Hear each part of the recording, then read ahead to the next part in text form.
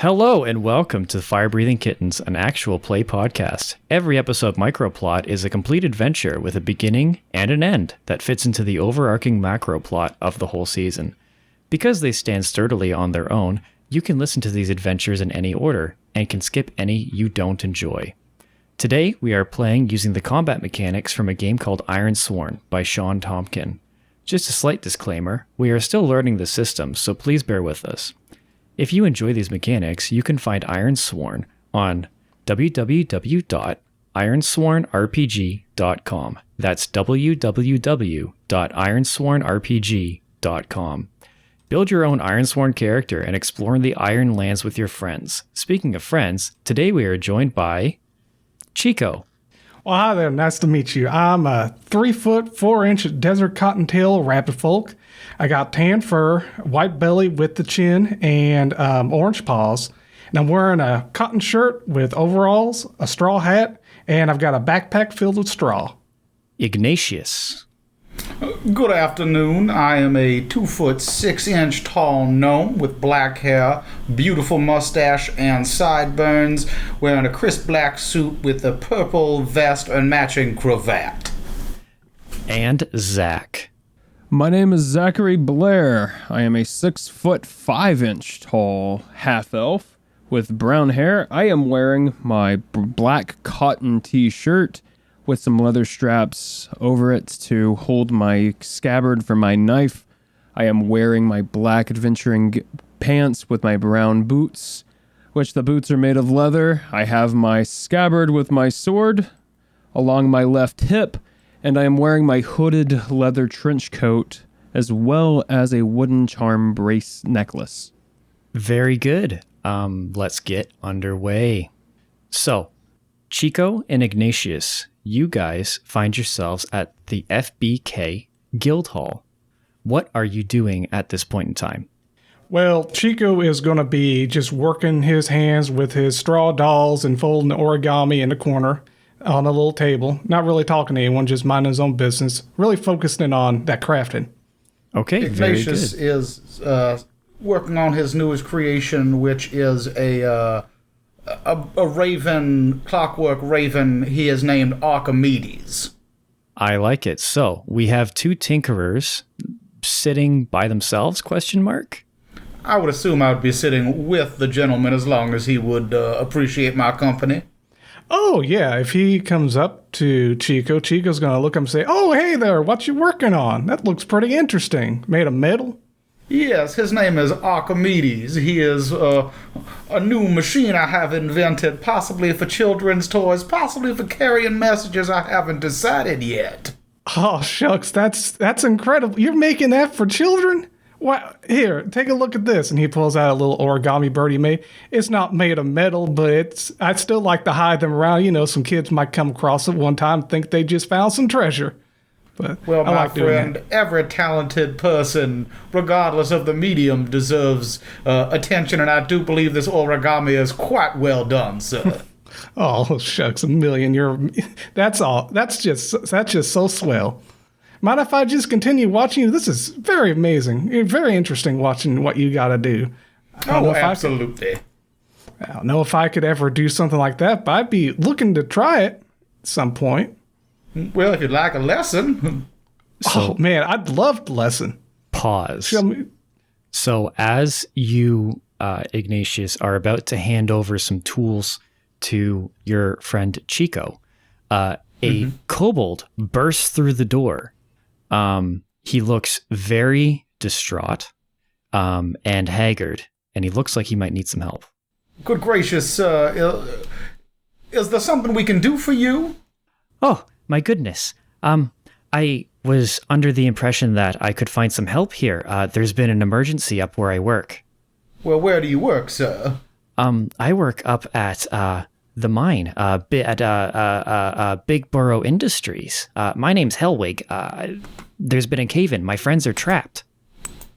Oh, well, certainly that sounds like something the fire-breathing kittens could help you with. What do you think, Chico? Oh, definitely. Let's get on that case right away. Okay, well, I have transport outside. Do you want to come with me? Well, I do have to say certain members of our guild might be quite upset if we don't discuss financial terms first. What sort of financial compensation are you offering for our assistance? Well, here's what I can do. And he flicks you a copper. Ooh, one whole copper piece. Well, I might buy myself a piece of bubble gum. Now, I don't have much time, but you are now on retainer for the company, meaning you are a subcontractor and you can negotiate rates as the job persists. Right now, you are just traveling with me, which is quite cheap. But once a job is completed, such as search and rescue, price is negotiable with my superiors. Well, I'm game. Well, I'm game too if Ignatius is. So we follow him. Okay. You proceed out the doors and into the street. And as you are walking down the street to what appears to be a large, dark, feathery mass, which he is pointing in a way that might symbolize transport, you see an individual walking down the street, a little in his cups, so to speak. Zach, would you like to introduce yourself, please? What the heck's going on here? Are you a member of the fire-breathing kittens? No, I'm afraid I'm not. Were you by chance looking for somebody who's a member? No, we are members ourselves, and we are on our way to help this young kobold here help his friends that are stuck in a mine. Perhaps someone of your impressive height could help us. Zach is going to look at the kobold and say, "You went to the guild after people have already contacted somebody." I'm sorry, Zach. Would you mind repeating that? I didn't quite catch the question. Why did you go to the fire-breathing kittens when superiors had already asked somebody? Oh, the superiors asked me to find help. This is me finding help. There's where we're about to go, if you should choose to follow us, is quite remote, and the likelihood of search and rescue in the immediate areas is quite low. So I had to come into town. This is the first place I saw, as they have a bit of a reputation. Well, I'll tag along with you. It's always safer to travel in a group. Mm-hmm. I agree. Well, then shall we continue on? I say so. Nice to meet you, Zach. Nice to meet you as well. What are your names again? Ignatious Cogbright. My name is Chico Barrett. Well, nice to meet you, Chico. Nice to meet you, Ignatius. And my name is Hellwig. Nice to meet you, too. Nice to meet you, Hellwig. Well, we already met, but I didn't know your name. Or did we? I wasn't paying attention. I didn't ask. I think in all the excitement, if I did say my name, you might not have heard. Anyway, hurry on.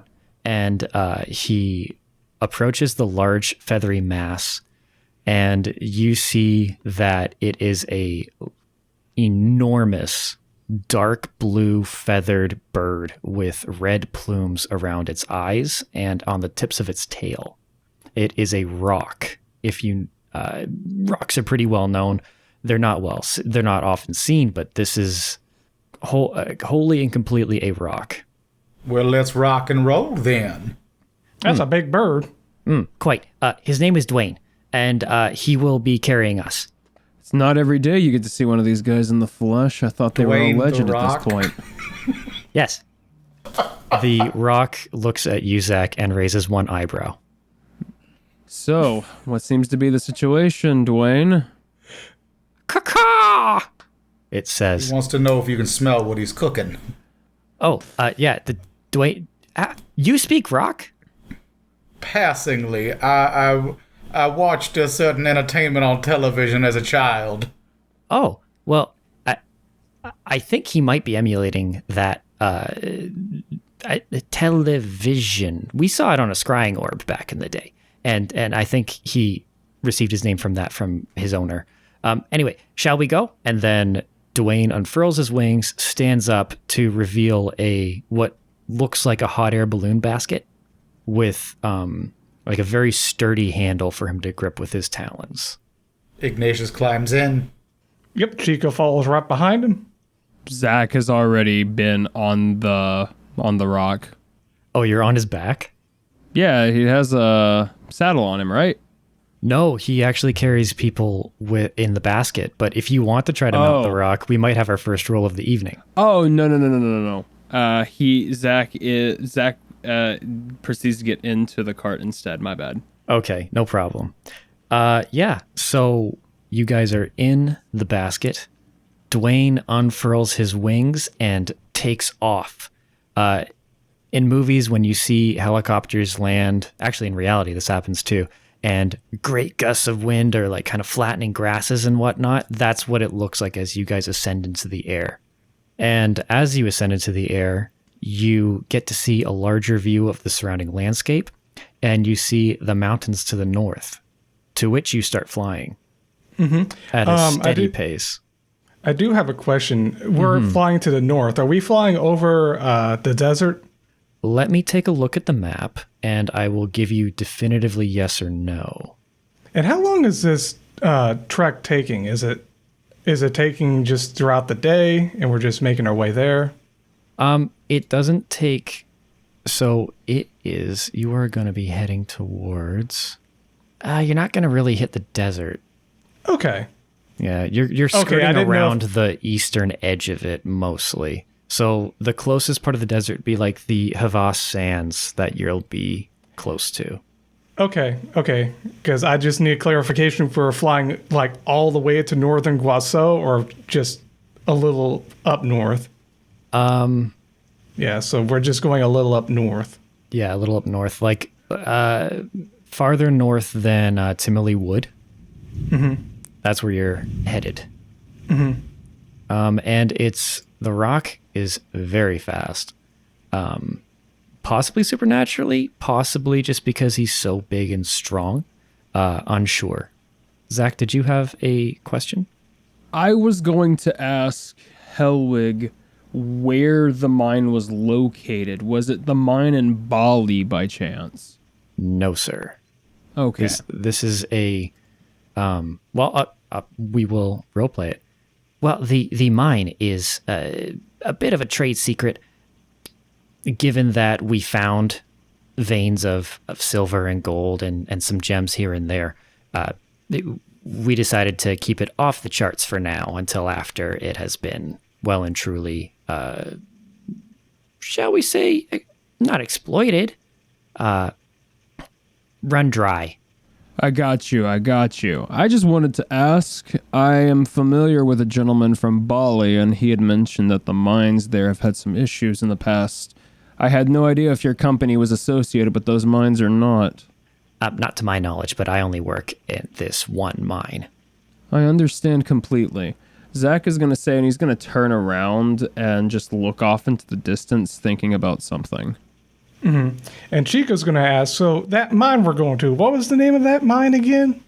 Well, it's owned by Big Burrow Incorporated, but the actual name of the mine is X0347. Big Burrow Incorporated. Okay. So tell us more about this cave-in that has your associates trapped. Do you know what caused it, or why do you need more help than just simply digging them out? Oh, well, I'm pretty much the only one who was able to leave, and I'm but a small individual that I cannot excavate. Not only that, but my friend Randy is down there too, and he is savagely good at working the lift, which is now stuck at the bottom. That would be the way to get back up once you're able to move all these people. Also, it is probably the least precarious. You'll have to talk to him if you find him. I'm sorry, what'd you say his name was again? Randy. Randy, the elevator man. Mm-hmm. And how are you all kobolds, or is Randy another race? We are all kobolds. We're all from the same tribe. We've grown up together. We've known each other for quite a long time. Excellent. So they're small like me, so they'll fit perhaps through a smaller hole we can dig. Mm-hmm. Y'all from the same family? No. I mean, our families go back a long ways, but we're not all related. I see. Yeah, I come from a clan where everyone's related to everyone, from whatever second, third cousins or whatnot. So, but no, this kind of touches my heart that you were able to escape and you're trying to help out not your blood brethren, but your friends, your people from the same community. I do call them brother, but we do not share blood. Our gene pool could have a diving board and it would be okay. So we were flying through the air. You guys can ask any questions you like of Hellwig. Zach, you seem very pensive, which I like. It's a perfect atmosphere for pensivity. You never did tell me what caused the collapse, sir. Oh, yes. Sorry, I forget myself. We don't know. Sometimes these things happen. However, we are expert miners. I would not wish to speak ill of my fellow brethren in their shoddy craftsmanship, of which there is none. If you were to ask me, which I think you are, it would be a third party, possibly a something as neutrally moral as a wild animal or a beast could be interfering, or it could be another individual. Not that we have enemies, but it could be a problem.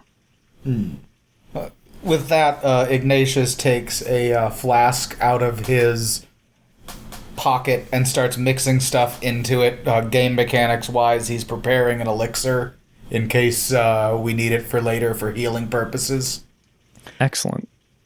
Zach is going to sit up. He's been laying down, looking at the skies. Everything's been flying past. And he's going to ask Hellwig, whereabouts is this located in relation to Bali, which is toward the northern part of the northwest? Hellwig unfurls a map, and as you can see, because he's kind of putting it out in front of both of you so that you can look at it together. He's saying, my map does not have a record of Bali. Would you mind pointing your finger as to where it would be? Yeah, so Zachary is going to point at the westernmost tip there in the northwest and say, that's the city of Xantus. Then Bali is up in the mountains just a little bit further east of Xantus. So that would be where it would be at, located thereabouts. Okay. We are not near there. We're farther east. Okay. I was only inquiring as to see if I was familiar with any of the fauna in the area. You could very well be. I mean, I'm not speaking ill of your knowledge, sir, of your area, but alpine regions tend to have consistent creatures. Is there something that you might be able to help us with, or some knowledge that you might be able to help us with when it comes to mountain mining disasters? A good friend of mine is Benoit Forrest. He's a lieutenant of the city guard in Bali. They speculate it could potentially have been some sort of cave-dwelling creatures that caused the incident in the mines there. They've yet to muster the forces to investigate that, so I was trying to ascertain if you guys have rolled out anything like goblins or any kind of alpine bear or some other like wildlife, as you mentioned. Well, the area is lousy with bears, as you might say, but they tend to keep to themselves as we light fires and post guards and make noise. But this other creature intrigues me. Goblins? No, the other creature that you have yet to name. Did you name another creature there, Zach? Oh, goblins could be. I mean, they are mischievous and sometimes nefarious. We have not seen goblin sign, although they are quite stealthy. It could be a problem. So I'm glad that you're here, as I think you might have relevant knowledge to this predicament. If not the exact mine, I think you might be able to help us quite handily, sir. No problem. Don't mention it. I'm sorry if I seem elsewhere. I received some news a few days ago that I'm trying to process. He's going to turn to Chico, and then he's going to then mention... You mentioned that you're close to all of your kin, right? Oh yeah, I'm relatives with all my kin. Actually, that's kind of like the reason why I left my farm because I got a relative, my cousin Coraline. The way they got it set up at my farm right now, they got it to where we have to marry one another at a certain age, and then I didn't want that as disgusting, so I actually ran away from that. Well, it's good to hear that you're close to your family. Let's just say I got some news that's concerning me. That's unfortunate to hear. I hope you get through all that, and I hope I can get through all what I'm going through as well. But yeah, we can work together and get through our problems, and hopefully by the time we're done with this job here, we can learn something and deal with our problems, in a different way, in a different direction, or from a different angle. You seem to work well together despite not knowing each other and just bumping each other on the street. I'm quite impressed, seeing as I've known my friends my entire life. Can I ask Jim for something? I'd like to forge a bond with Hellwig here, since he's. I'm going to say absolutely. Okay, so I'm just letting Hellwig know that that we're there for his family because we're dealing with our problems. We want to help him with his problems, especially him being brave and getting out of the mine the way he did. So Chico's just going to say, well, we're going to do our very hardest and our very best to get your family out, because it'd just be the worst to have something like that happen to my family. And even though I'm running away from him right now, I don't wish the worst of him. I actually wish the best of him. I'm just trying to prove myself and show the world that the Bear Clan is more than just a bunch of incestuous farmers. So I'm going to go ahead and roll with that. Ooh. Oh. Let's see. So what have I got? Because I've got... I don't get anything special from that, or do I? Let's see. No, that's not trying to compel with a hard truth. Would it be... Oh, yeah, that is... No, that's... Okay, this is forging a bond. This is completely different. So, let's see. I rolled a 5 for my action dice, and my target dice are 7 and a 10. So let's see. I've got 5, 6, 7. Ooh. Oh, and then my heart, 8, 9. Okay, so I just got a weak hit. Got a weak hit. Okay. So with a weak hit, Hellwig seems a little withdrawn, not from his any kind of xenophobia or anything like that, just more because he's scared. He's anxious. He wants to make sure that his coworkers and friends are going to be safe, but he really appreciates you can see it in his face that you guys really hopped to it really quick as soon as he mentioned that he needed help, and you guys being so calm and able to ask relevant questions the journey over with Dwayne, that he does form a bond with you. I just need to look up the actual mechanics of a bond, and then we can actually get that going. But you can mark that down. The bond is going to happen. Okay.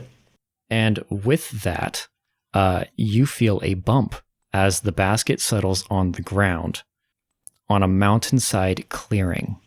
And you can see a sign that is just a branch stuck in the ground with a crudely carved signpost arrow pointing what looks like up a trail that says mine X0347.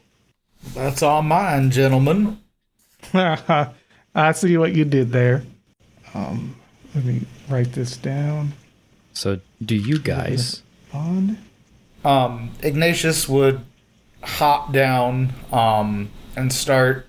So is it just like what you think of when you see a mine, a big hole in the side of a mountain with wooden supports around it, or what are we looking at exactly? You just see the sign, and then when you turn the direction that the sign is pointing, you see a trail leading up to like a small plateau that you can't see the top of yet. So we're in the landing zone right now. We didn't land right at the front door. Yeah, I mean, short of a big H on the ground, this seems to be where air travel would land. Gotcha. All right. Well, Ignatius is gonna start heading up the trail. Zach is gonna call out to Ignatius and say, "Hey, I wouldn't recommend that. I'd travel as a group, especially for someone at your stature." The big one speaks true. Well, then Yep. perhaps we should send Archimedes up ahead of us. Oh, yeah, you're a clockwork bird. Interesting. Indeed, if there is danger about, perhaps a bird's eye view could spot it ahead of time. And with that, he tosses Archimedes into the air and I guess sends him up to look around. Okay. Now I know Archimedes is an asset. So Yes. you're using him to survey an area. Yes, What- I would think one of his traits is diligent, and when your raven carries messages for you, I was thinking a message of what's around there. I can secure an advantage on gather information, Okay. as well as a couple other things, but I would want to gather information as to what is around here. Okay. So by all means, make a gather information roll. You'll have to remind me, that's plus wits? I am going to look it up just to be absolutely certain, but I think you are correct. Well, regardless of what it is, it would be a weak hit, Okay. because I rolled a 1 and an 8. Okay. It is wits, just going forward. So you rolled a 1 and an 8, and what was your dice roll? I rolled a 4. Okay. With plus 3, so it would be a 7. Okay. So for those of you learning at home, on a weak hit, the information complicates your quest or introduces a new danger. Envision what you discover. Ask the oracle if unsure, and take +1 momentum. So please take +1 momentum. So your That momentum. brings us up to 4, correct? We started with 3. You would start with +2 momentum, I'm Plus pretty 2. sure. All right, so this brings us to 3. Okay. Yes. And the information that you see is that the raven's name again is Archimedes. Archimedes. I was thinking of a different kind of Greek. And he comes down to you, squawking and flapping. And can you understand what he's saying? Or is he able to speak common? It doesn't say that on here, but if I'm making him to be a children's toy, I assumed I would include speech in him. Okay, well, in that case, he says, bear. Well, he would bear. have to, because he carries messages, sorry. Oh, you know what? Ravens, normally, clockwork or not, can speak a little bit. So, Yes. a raven, so he's quarking, and he's going, bear, bear, bear, and he's pointing with his beak dead ahead the way you need to go. Well, gentlemen, I do believe there is an ursine problem up ahead of us on the trail. Oh, man. Can I take a moment to resupply a bit and prepare for this? I'd like Chico to go out and, go into, jump. Are we kind of in a forested area or, a place where you can find just find plants around? You are in a boreal forested area, so Perfect. evergreen trees mostly. Perfect. Mr. Hellwig, is there perhaps another way we could get to the mine that does not involve passing a bear? Well, we are quite close. I mean, we would have to backtrack and turn around. Zach.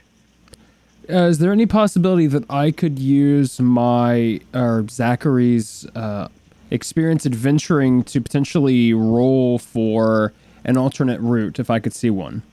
Yes. So, do you know what kind of move you would like to use in the mechanics? Because I do have some suggestions, but if you had one you wanted to use, I'm totally cool with that.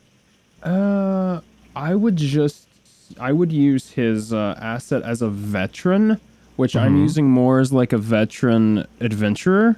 Okay. Yeah, a which veteran would- is just anyone who's experienced at something. So, Yes, which would be using the a perk ability that allows me to use my experience to take the upper hand, which would be more or less for a fight.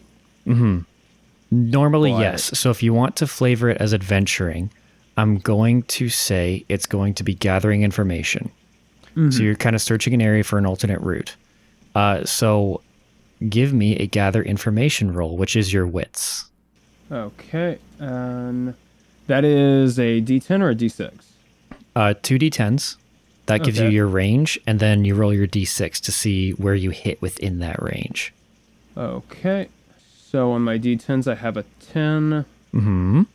And then my D6, I have a 3. Okay, and your other d10? Oh, it was a 6 and a 4 on my D10s. Oh, a 6 and a 4 on your D10s. Yes. And then for your D6, what did you roll? A 3? It was a 3, yes. My bad. I thought we were adding it together. Oh, no. Yeah, I need the range. So it was a 3 plus your wits. So what's your wit score? Your modifier. My wit is that is a 3. Oh, so it's just a flat roll. Yeah. Okay, so you got a weak hit.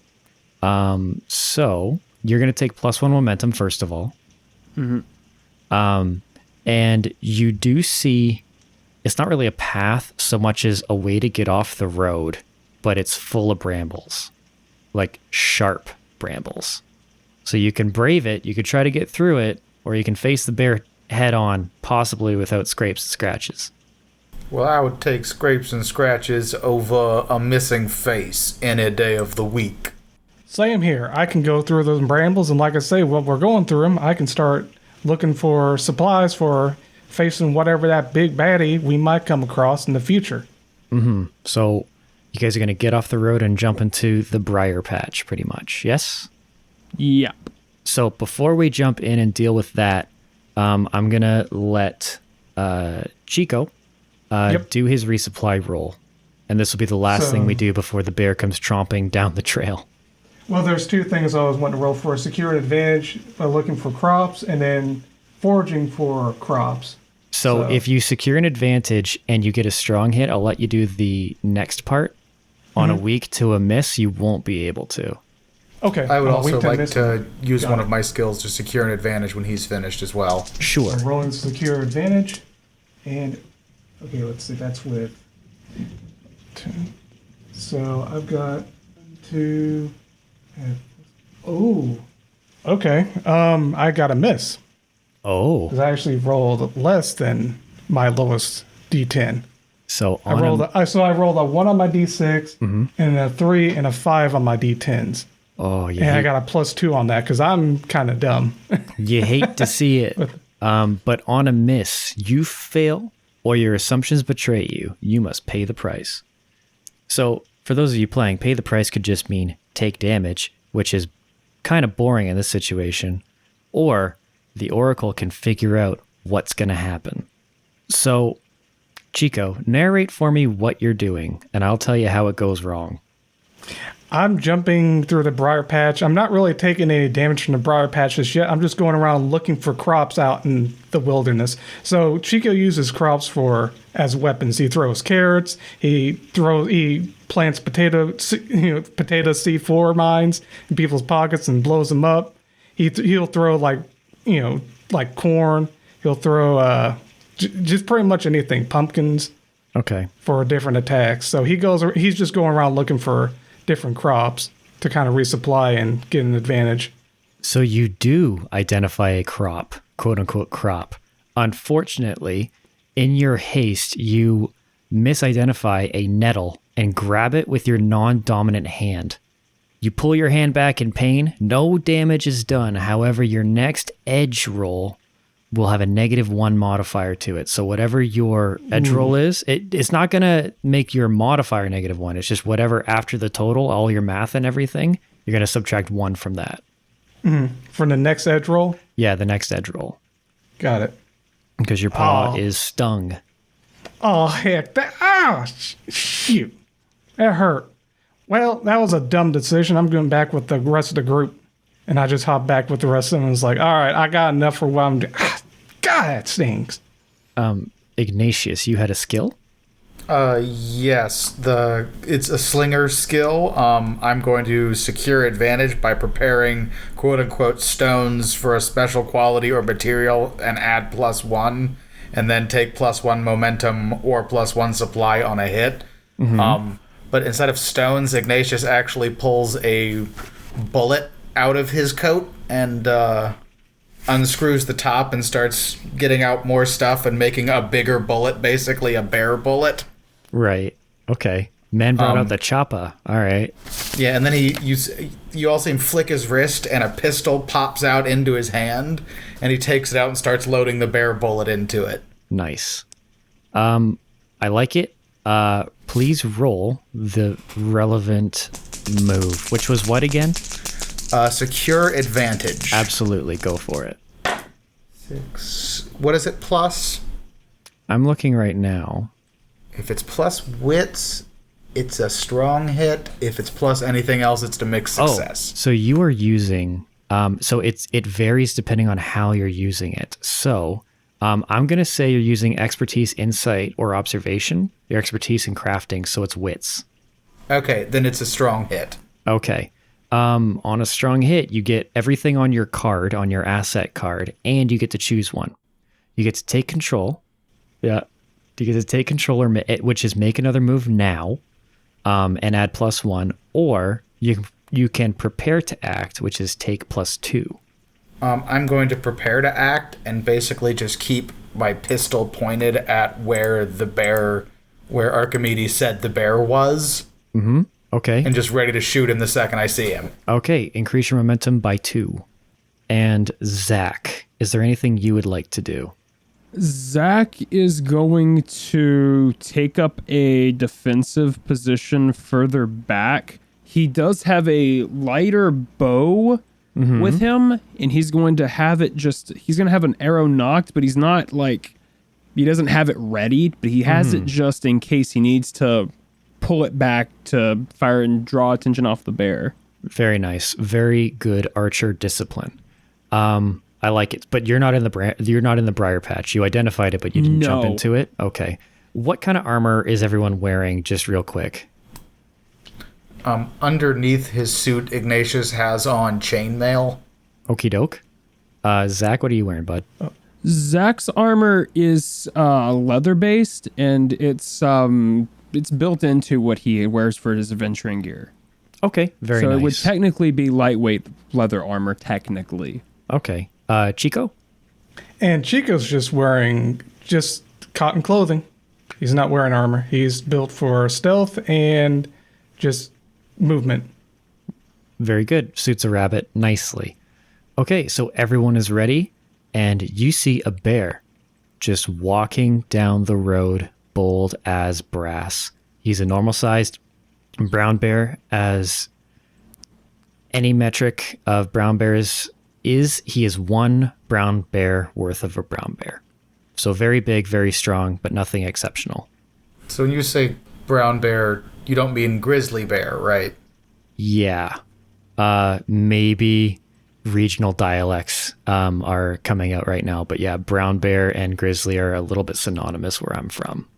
Gotcha. So okay. it I is just a didn't know if grizzly. those were the same thing. It's a big, old grizzly with complete with that floppy front lip, the bottom lip where it's down. Yeah, I like that.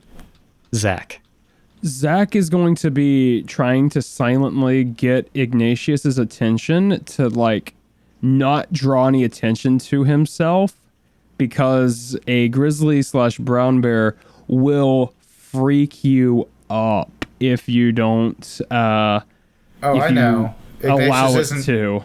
He's not going to shoot first. He's ready to shoot this thing if it starts coming at him. And also, this gun makes a very loud noise, and very loud noises often scare wild animals away.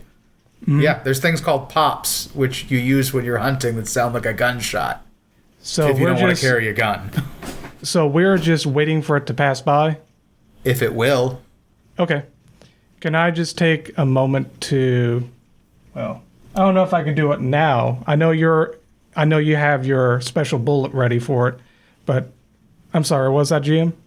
The DM doesn't have his headphones on. Oh, okay. I'll wait until GM gets the headphones back on. But what I'm wanting to do is I want to know if I can just go ahead and secure an advantage by taking aim. Oh dear. Okay. Ignatius knows not to mess with a brown bear unless it is coming towards us. Ignatius is not going... He's not going to shoot first unless it looks like that thing's coming at us. And Chico was wanting to know if I could take an advantage, even though we're not technically in combat yet. Like to take an advantage to take aim in case I do need to attack. But for now, I believe we are just taking this opportunity to hopefully let it pass by without being seen. So that's what we're going for. Hellwig is also quite, you can tell that he's scared and cowering. So you're going to secure an advantage, and you're just trying to steady your aim. Yes? Just in case, yeah. So I'm going to say Stealthily, that is with speed, agility, and precision. So that would be an edge roll. right. So I take a -1 after this. Correct. All right. So that's 2. And do I get anything from taking aim? 3. Okay, so it's a weak hit. Okay. I'm rolling real low. So I rolled a 1 on my action dice, and I got a 2 and a 5. So you do get a +1 to momentum. Mm-hmm. So that's good. And your advantage is short-lived. So you look in the general direction of the bear, and you think that you could hit it. Ooh. Yeah. Oh, so I'm thinking this is the perfect shot. This is a great idea. Yeah, this is a great idea. I'm going to do it. I'm leaning into it. All right, so I go to hit, and what do I do for an attack? Do I roll? I'd roll my edge again, right? Because this is the... None of us see him getting ready to do this, right? Like, there's no opportunity for us to be like, Chico, no! How close are you guys to each other? You guys tell me. I mean, honestly, Ignatius probably would try not to be standing too close to everybody because the big guy is a little easy to spot. And with Okay. his ranged weapon, he wants to be somewhere, maybe through a patch of brambles or something that the bear would have to get through to get to him. Yeah. And Zach, you've got your big old bow drawn, and you probably have some distance on you too, right? Yeah, I'm a little bit further back, and it's not a massive bow. It's not a proper longbow. It's more or less like just a lighter bow that an infantry guy would have if he were a okay. guardsman. So it's nothing Okay. super big, as he is predominantly a swordsman. Okay, it's just because you're so dang big. I just thought everything was big Yeah. on you. All right. Yeah, he's normal sized. Okay. So you guys are both back. Unfortunately, the shortest range combatant is in front of you guys and therefore cannot see any hand movements or really react in time to any call-outs. So I'm going to need an attack from you, Chico. All right. That -1 is gone now, though. I'm throwing a carrot at him. Oh, man. Okay. So my action dice was a 3, but I rolled a 2 and a 9. And let's see, that's going to be... Oh, and I was going to do there are 2. There was one for... Where is it? There were 6... Wait, is that what it is? No. Where is it? Oh, there we go. I was going to, plus the edge. I was going to take +1 momentum on a hit. So I do get a weak hit. It does count as a hit, so I get +1 momentum. But I rolled a 3 on my action dice, and then my 2 target dice were a 2 and a 9. Mm-hmm. So I definitely got a weak hit. Okay, so you're going for a strike. You inflict harm and lose initiative. Yep. So, are you...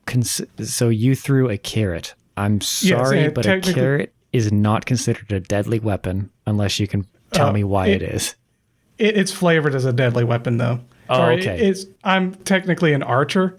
And So a yes, carrot his carrots caltrop. are sharpened enough to do so. He's a Okay. ninja. Okay. It's supposed to be inconspicuous. So yes, He it threw will, it with will the do pointy that. end forward. So yeah. in that case, the bear takes 2 harm because it's a martial weapon / a weapon meant for killing. Therefore, you do an extra harm. And he's formidable, meaning you got to hit him 5 times.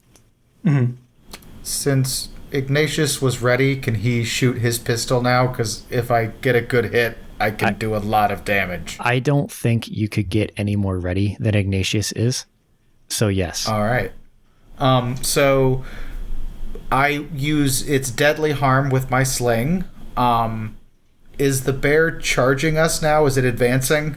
Well, the way I'm seeing it is if you saw your friend huck a sharp carrot at the bear, I feel like you're fast enough at this point. Well, the in your reason I'm journey. asking is I'm actually going to wait for the bear to advance because I can do more harm that way.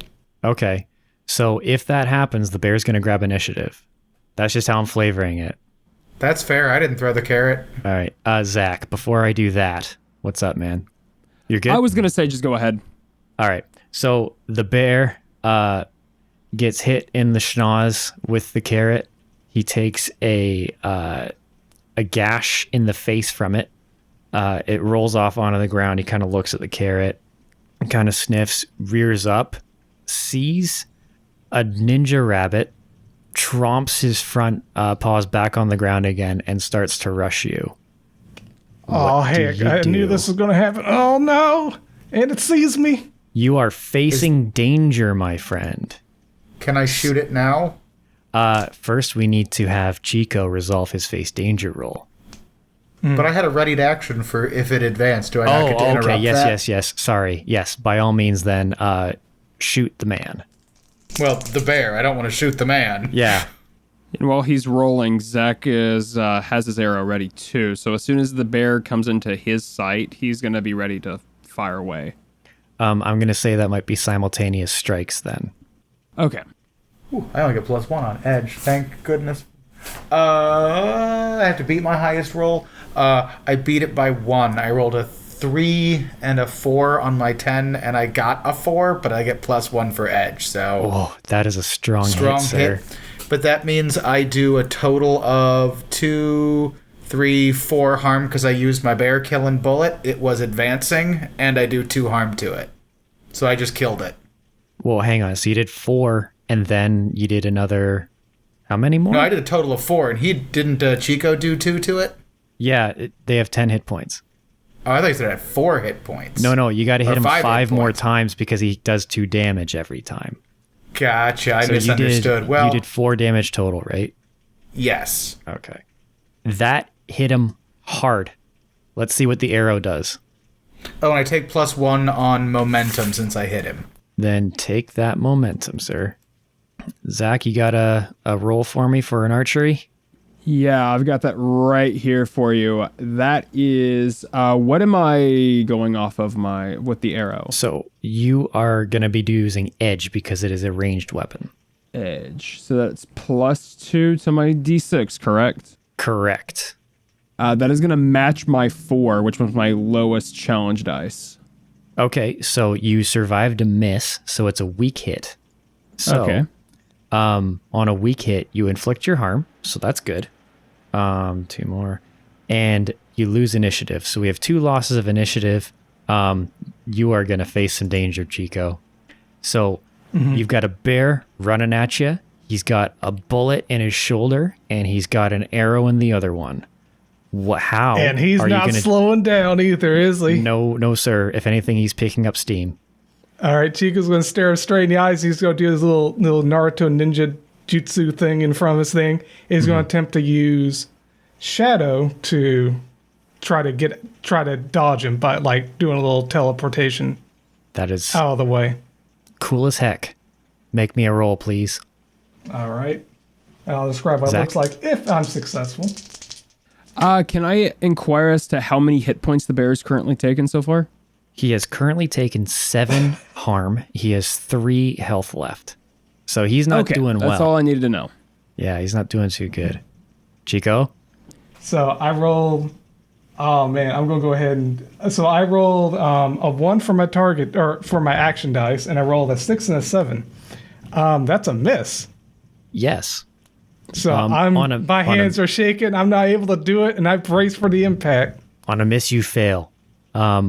Or your progress is undermined by a dramatic and a costly turn of events. Pay the price. So generally, listeners, when faced with combat, generally it's damage that happens. So this bear is a formidable foe, meaning he does 3 points of harm per hit. This bear hits you. Okay. So you take 3 harm. Mm-hmm. And Now, so he's when gonna... I take the harm, do I subtract that immediately from health, or is that? Yes, you do. Okay. He's gonna headbutt you. He's gonna ram you out of the way. Mm-hmm. So you just take the full force of his big old thick noggin right in the chest, and you go flying. And you just hear Chico squeak as he goes flying back. Oh dear. So a combination of a bear hitting you with his head and you falling on the ground amounts to 3 harm for you. And he's gonna have advantage now. So, Chico, everyone's options are clash now. Well, I'm gonna shoot him with my pistol. Okay. How many shoot of light range? So you are going to roll plus edge, sir. And this is not a bear bullet. This is a regular bullet. Ooh. Oh, thank God that was a 1. I rolled a 1 on both of them, but I get +1. So I got a 2, and then my high one was a 10. So I wasn't going to get a good hit on that no matter what. But you did get a weak hit, right? Yes, I rolled a 1 and a 10, and then I rolled a 1 on my 6-sided. So you inflicted your harm. Which is 2. Yes. And then I lose initiative, right? On a weak hit? Yeah. So that... He's got like 1 hit point left. He's got initiative. He now gets that hit. He sees you and he's charging towards you. Before he gets to you, Zach, you get to do something. It would be clash, or that's the only combat move that I'm going to let you do. But if you have something else you want to do, like a skill, that's fine too. At this point, Zach is going to notice the bear is yet to have turned his way. So he's got his knife over his chest on his left side. So he's going to take the knife out of the scabbard and he's going to attempt to throw his hunting knife at the bear in an attempt to deal the last point of damage. Okay. I need an edge roll from you. All right. So my challenge die were 2 and a 5 plus a D plus 2. My D6 was a 4, so I hit a 6. Okay. That is a strong hit. You inflict your harm and choose 1. So he is very much taken out health-wise, but you have initiative. You bolster your position. You get to take +1 momentum, or you find an opening and inflict +1 harm. Well, you did enough to take him to 10 and then some. So do you want to just take a +1 to momentum? I will take the momentum. I am already adding that to my sheet. Okie doke. And you get initiative. So, Zach, as you have initiative, would you like to end the fight? So, listeners, even though you bring an enemy to 0 hit points, that is not how you quote unquote end a fight. You now must roll. You now must roll your 2 challenge die, and then take the number that is on the hit points of that enemy. In this case, it's 10. So you're going to get an automatic quote unquote D6 roll as a 10. So all you have to do is not roll 2 10s on a challenge die in order to end this definitively. So, Zach, will you do us the honors and roll 2 D10s? Yes, sir. I rolled a single 10 and a 7. Okay. That is a weak hit. So you, the fight is over. It is resolved. The foe is, this is out of the rule book, everybody. They are killed, out of action, flee, or surrender as appropriate to the situation and your intent. On a weak hit, that still happens, but you must also choose 1. It's worse than you thought, endure harm. You are overcome, endure stress. Your victory is short-lived, a new danger or foe appears, or an existing danger worsens. You suffer collateral damage, you'll pay for it, or others won't forget. You are marked for vengeance. So I get to decide as the Oracle. How do you want this fight to end, Zach? You don't have to kill the bear, but you can if you want to pelt or something. I'm going to say Zachary didn't kill the bear. He injured it, and the bear knows better not to progress any further. Okay, so that makes sense. He is a big old grizzly, and despite taking all that damage, it's probably not mortal to him, but he does understand when he's outmatched. So the bear turns at that knife sticking in his ribs. He shakes, the knife falls out, and he turns and runs into the woods. If his tail could reach between his legs, that's where it would be. And away he goes. Perhaps I should have worn my brown suit for this adventure. But as the bear runs into the woods, you hear a bit of a crash, and you see some dust float up from the plateau that seems to be where the mine entrance is. And that's not you are now out of fortuitous. combat. Chico stands up and is hold on to his, like, I guess his chest or his rib, and it's like, oh, geez, that hurt. Oh, man, guys, I messed up so bad. I'm so sorry. I jumped the gun on that, and I shouldn't have, and, He's kind of he's tucking his tail. If he had a tail big enough to tuck between his legs, he'd be doing the same thing walking back to you guys. He says, I'm really sorry about all that, everyone. Zach? I'm going to say, you're fine. Just don't do anything to get us into danger again. So, Chico, you're in the middle of apologizing. We'll kind of continue. Mm-hmm. We'll edit that accordingly. Chico, you're in the middle of apologizing, and Ignatius, you are also here. Unscathed, but you saw your buddy get headbutted. And also that giant thing ran towards me. I think I need to check my pants after being charged by such a large grizzly bear. Is everyone else okay? Mr. Hellwig, are you weren't much use in a fight, but are you all right? Yes, I am quite fine. You hear the voice from above your heads, and you see a little kobold up in a tree, shaking like a leaf.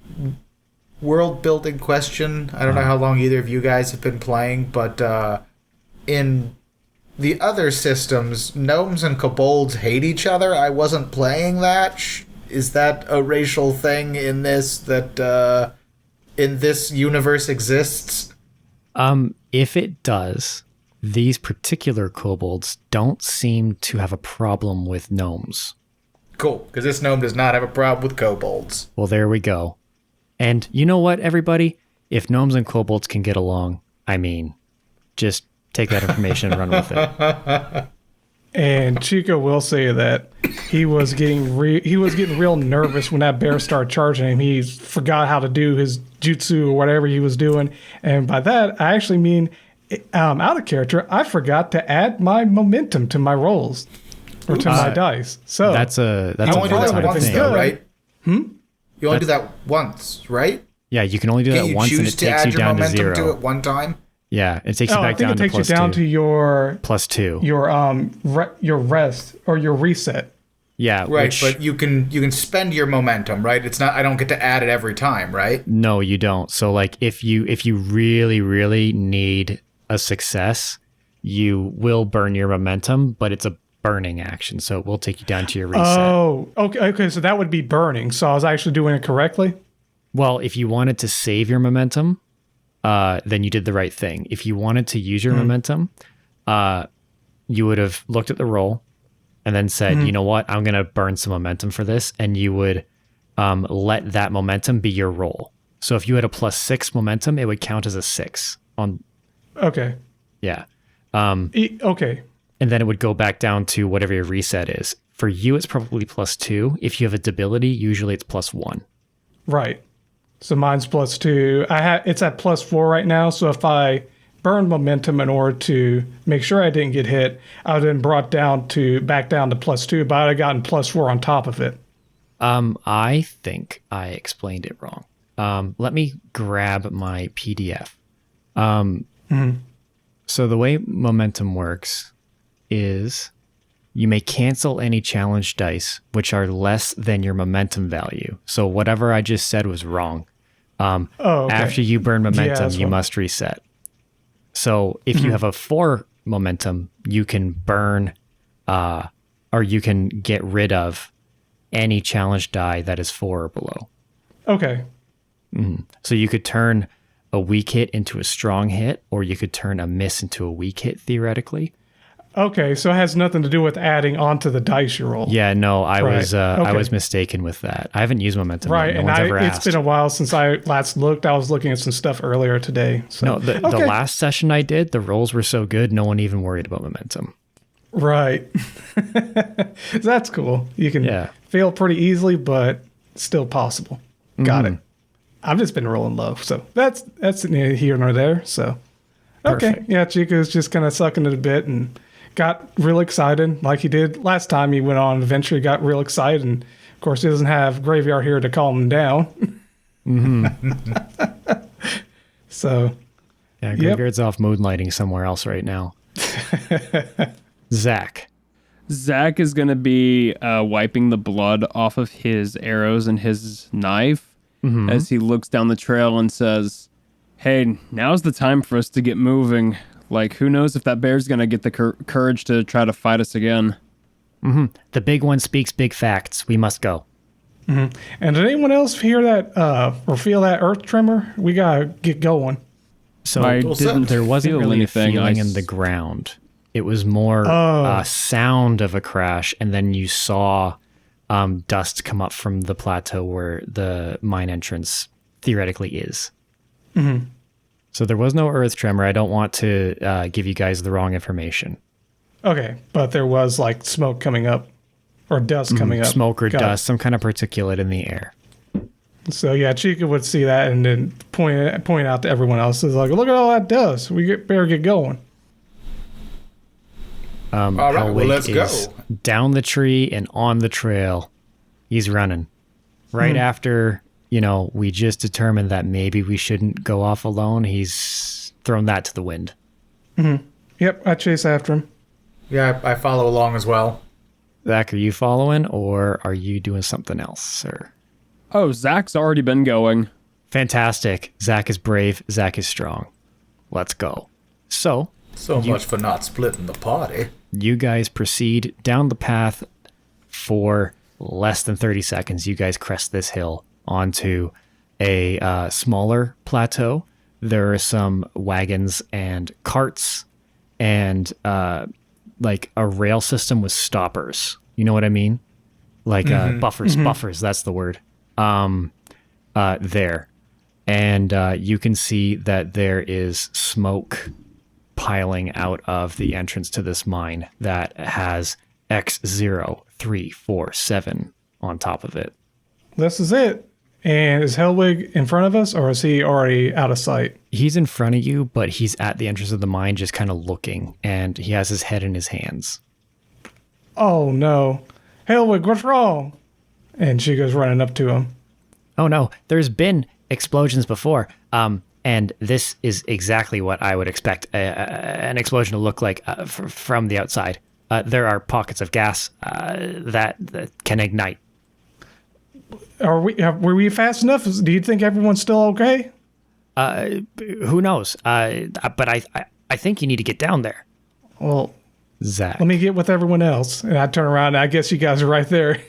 So I don't need to repeat it. Well, I think the only thing to do is to proceed. So with that, Ignatius cautiously starts moving towards the door. Zach is going to be slowly following up behind Ignatius, smelling it, and he's familiar with the scent. If I'm correct, it is just normal natural gas, correct? That is correct. Well, also, Ignatius he is from an underground city, so I assume he knows the dangers of mine collapses and bad air and all that kind of stuff. Okay. And Chico has no idea because he's from a farm. Okay, Zach you guys are is not going to be privy to that information, right, Chico? I already mentioned to you that I'm from a farm. I'm referring to not being familiar with the dangers of natural gas. Oh, that would be for the GM. what is the question? What's the knowledge in question? Would Chico's player or Chico the character be privy to the danger of natural gas? Because I was gonna say something in roleplay to inform Chico. You absolutely have time to inform Chico of any kind of dangers that you might be aware of. So Zachary is finally going to walk up and catch up with Hellwig, Ignatius, and Chico, and he's going to say, "Hey, try to be careful not to light anything on fire. You might just blow us all up." Duly noted. I don't think I got any fires, but I could be causing some explosions, which might catch things on fire, so I'll keep that in mind. Just take a quick sniff. You'll smell it. That's natural gas. Natural That gas does not might- actually have a smell. What we smell is added to the natural gas, so no, you wouldn't smell Is anything. that sulfur that we add just for fun? It's methyl. It's something with methane. It smells like a fart. Yeah, I know that you're Yeah, supposed that's to added. make That's it smells not a bad natural for a smell to reason. natural gas.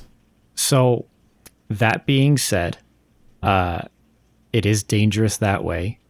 Hellwig is kind of looking at you, Ignatius, and he's looking at not Copernicus, not Galileo, Archimedes. Archimedes. Yes, I will figure out my Greeks one day. And It's all he's kinda Greek to me. he's kind of looking at you, and he's kind of looking at the bird, and he's kind of looking at a stick on the ground, and you hear the chorus from 2001: A Space Odyssey almost kind of float in the air, and then he hands you the stick, and he says, "Now, we do this in the mines. Usually it's with a feathery bird, but he goes on the stick, and if he starts to feel faint, he lets us know, and we turn around and we leave." I don't know if that would work with a clockwork raven. We can certainly give it a shot, but I don't believe he breathes in the way that is required for your idea to be successful. However, your raven mechanically does gather information. Oh, that is true. So mechanically, I'm going to allow it. He Okay. might have ways of detecting air quality for flying reasons that we might see as, breathing quality, whereas he might see as I can flap my wings better or worse. Okay, so Ignatius kind of goes, he tinkers with him a little bit, and he's like, okay, well, I can add a gas sensor in here for him that'll alert us if there's unbreathable air ahead of us. That would be most prudent. Thank you, large one, Zach, for stopping our friends from jumping into parts unknown. Yeah, don't mention it to me, Hellwig. It's not every day you run into something like this. Quite. I wish it was never, but here we are. Now, I have a confession to make. I am too scared to move past this very spot. I'm going to hide now if you don't need any more information. And I think Dwayne needs to be looked after, and you can tell he's a giant bird. Dwayne's going to be fine. He's looking for excuses to leave. Zach. I'm going to ask Hellwig before he leaves, do you by any chance have a map of the interior of the mine so we can have an idea as to what we're getting ourselves into? Yes, I do. And he gives you a map. It's hand-drawn.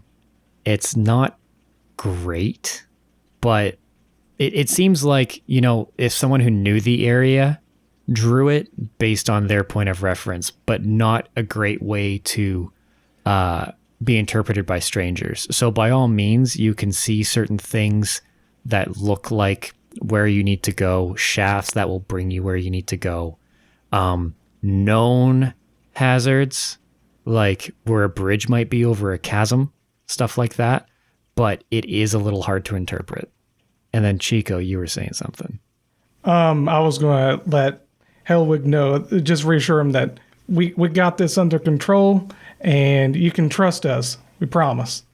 Of Okay. course, I don't know if that would do anything. Probably not. I'm not asking him, just letting him know. It just reassures him, and it might pay off later. But as it sits, you guys are ready to go into the mine. Yes, everyone is green to go on entering into this precarious, scary, flaming area. Right before we go in, Ignatius is going to use his improviser skill and try to create a gas mask ad hoc out of stuff we have around him. And the mechanic is when you try to secure an advantage, which I would assume this is, or face danger by cobbling together an ad hoc tool or apparatus, add +1 and take +1 momentum on a hit. After Okay. rolling, you may also suffer -1 supply and add +1 more if I want. So please try to fashion a gas mask. And Zach? while he's rolling, may I ask if I can search around the premises and see if I can't find anything that might be of use that's just laying around near the entrance? Yeah, sure. Gather It is a information weak for you, hit. Zach. And then what did you get there, Ignatius? A weak hit? Yes, a 3 and a 10 were my challenge dice, and I rolled a 4 plus 3 for my wit. Okay, well, that counts for a hit, so take your bonuses from your asset. And then your advantage is short-lived. So you get to take 1 momentum, and you have fashioned a cloth over your face. Yes. So that is what you have fashioned. Whether or not it is useful, we will find out later. I think that's pretty neat. I hope it is as effective as it is fashionable. Yeah, that's all I tell Chico had to say. I think it's neat. It does have a good fit on your face. It's not just a triangular bandit bandana. Like, this fits nicely. It's like It's a beautiful silk cravat. I used the one I was wearing. Yeah, so it does fit around you. So there's no visible voids. Like, it seems to be a seal. Whether or not it's going to filter anything, we'll see. And then Chico, after you're done telling us what we're going to prepare, we're going to go for break. Oh, I didn't say I was going to prepare anything. Oh, you're good. Yeah, but I think it was Zach. Oh, Zach. Sorry, Zach. It was my gather information roll. That's what what it am was. I adding to my D6 from that? So you're going to gather information. Let me take a look-see. Honestly, I kind of feel like it's a moot point because I rolled both of my challenge dice, came out as a 4, and I rolled a 6 on the D6. So it's wits. Ooh. So Doesn't something for happen when you technicality roll- reasons, Yes. I rolled a 9, but both challenge dice were 4. That's a super duper success, I believe, or whatever Yeah, it's so called. that is called a match. If you roll on your challenge die matching numbers and you exceed them, something really cool happens. And if you miss, something really bad happens. So please explain how you were gathering information and what you were trying to gather. So you're looking around the area trying to find useful things, right?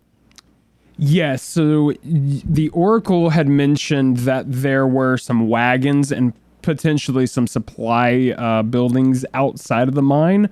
So Zachary, in his experience as an adventurer, was just going to see if somebody in any sort of haste had left something valuable behind. You find 2 valuable things. You find a potion that has a large 2-handed sword drawn on it. Some might call it a claymore. And then the other potion you find has it's got a white label on it with a red cross with with 3 red crosses on it. It's red. It looks like it might be a health potion. That's what you find. My current gut instinct is that it's a attack boost and a super or high potion. Okay. We will find out. You could experiment. Yes. Hellwig is still there. You could talk to him. I'm actually gonna walk over to him before he's getting ready to run and back over to Dwayne. Mm-hmm. So Zach's gonna call over to Hellwig and be like, "Hey, I found these just lying around somewhere. Can you tell me what they are?" Oh, that one is what we call first aid, and that helps an injured person. He points to the 3 red cross potion, and he says, "And that one is very dangerous. Please be careful, friend. You put it on the ground, you twist the top of it, and then whatever crosses in front of, so you see the top actually has like an arrow. So wherever you twist that arrow is going to be, if motion comes in front of that, it's going to explode." A claymore. Yeah. So it's an anti-personnel mine Potion. potion, but it works the same way. And perhaps we Well, it's should not mine, help it's our yours. friend. Perhaps we should help our friend Chico out with the injury potion, seeing as that bear beat the crap out of him. So Well, I really would appreciate it. Zachary is gonna look over and be like, "Yeah, honestly, that bear kind of messed you up, didn't it?" It sure did. And all my fault. Well, I wasn't able to tell you this earlier because I was more focused on getting that corrosive blood off of my knife and my arrows. But, you play stupid games, sometimes you win stupid prizes. Well, no, this is not one of those times, and he's going to hand over the potion. Oh, shucks. Thank you so much. And he takes it and just, chugs it down like some moonshine. And what does that do for Chico? First of all, it tastes great. And then second of all, your twisted ankle, your bruised and one broken rib, and the soreness in your left paw all vanish and your ribs pop back into shape. My ribs was broken? I mean, you took over half your health in one hit. Yeah, you had some damage for sure. Mm-hmm. That's better than Ovaltine. But you're tough. You were walking around. All right. To quote a Black Knight, 'tis but the flesh wound. Yes. So, you guys are ready to sojourn into the mine. Hellwig has cowered and run away to hide under the wing of a giant bird. And with that, I think we're going to go for break for real this time. Mm-hmm. But before that, we have a review. And I'll speak that review or say that review. So we have a review from Amber. I love listening to this podcast, not just because it's entertaining, but because I get to learn so many new TTRPG game systems. My gaming group is looking for a new system, and listening to Fire Breathing Kittens is a great way to discover hidden gems. I hope to discover even more games through this podcast in the future. And that's it. Thank you, Amber. Well, thank you, Amber. Well, when you bring a brown bear to a bow fight, the bear's gonna run away all the time. Good afternoon. Today's mid-episode shoutout is from Piston Camel, who says, quote, "This is a message to my wife of 20 years. I love you, Jennifer. Love, Michael." End quote. You can arrange for us to read your shoutout at firebreathingkittenspodcast.com through our partnership with Buy Me a Coffee. We have paperback, ebook, hardcover, and audiobook adaptations of our adventures on Amazon and Audible as well. Lastly, we don't pay to advertise our show, so the only way we can grow is if you tell someone about us. Is there an episode that would make someone you know smile? Tell them about it.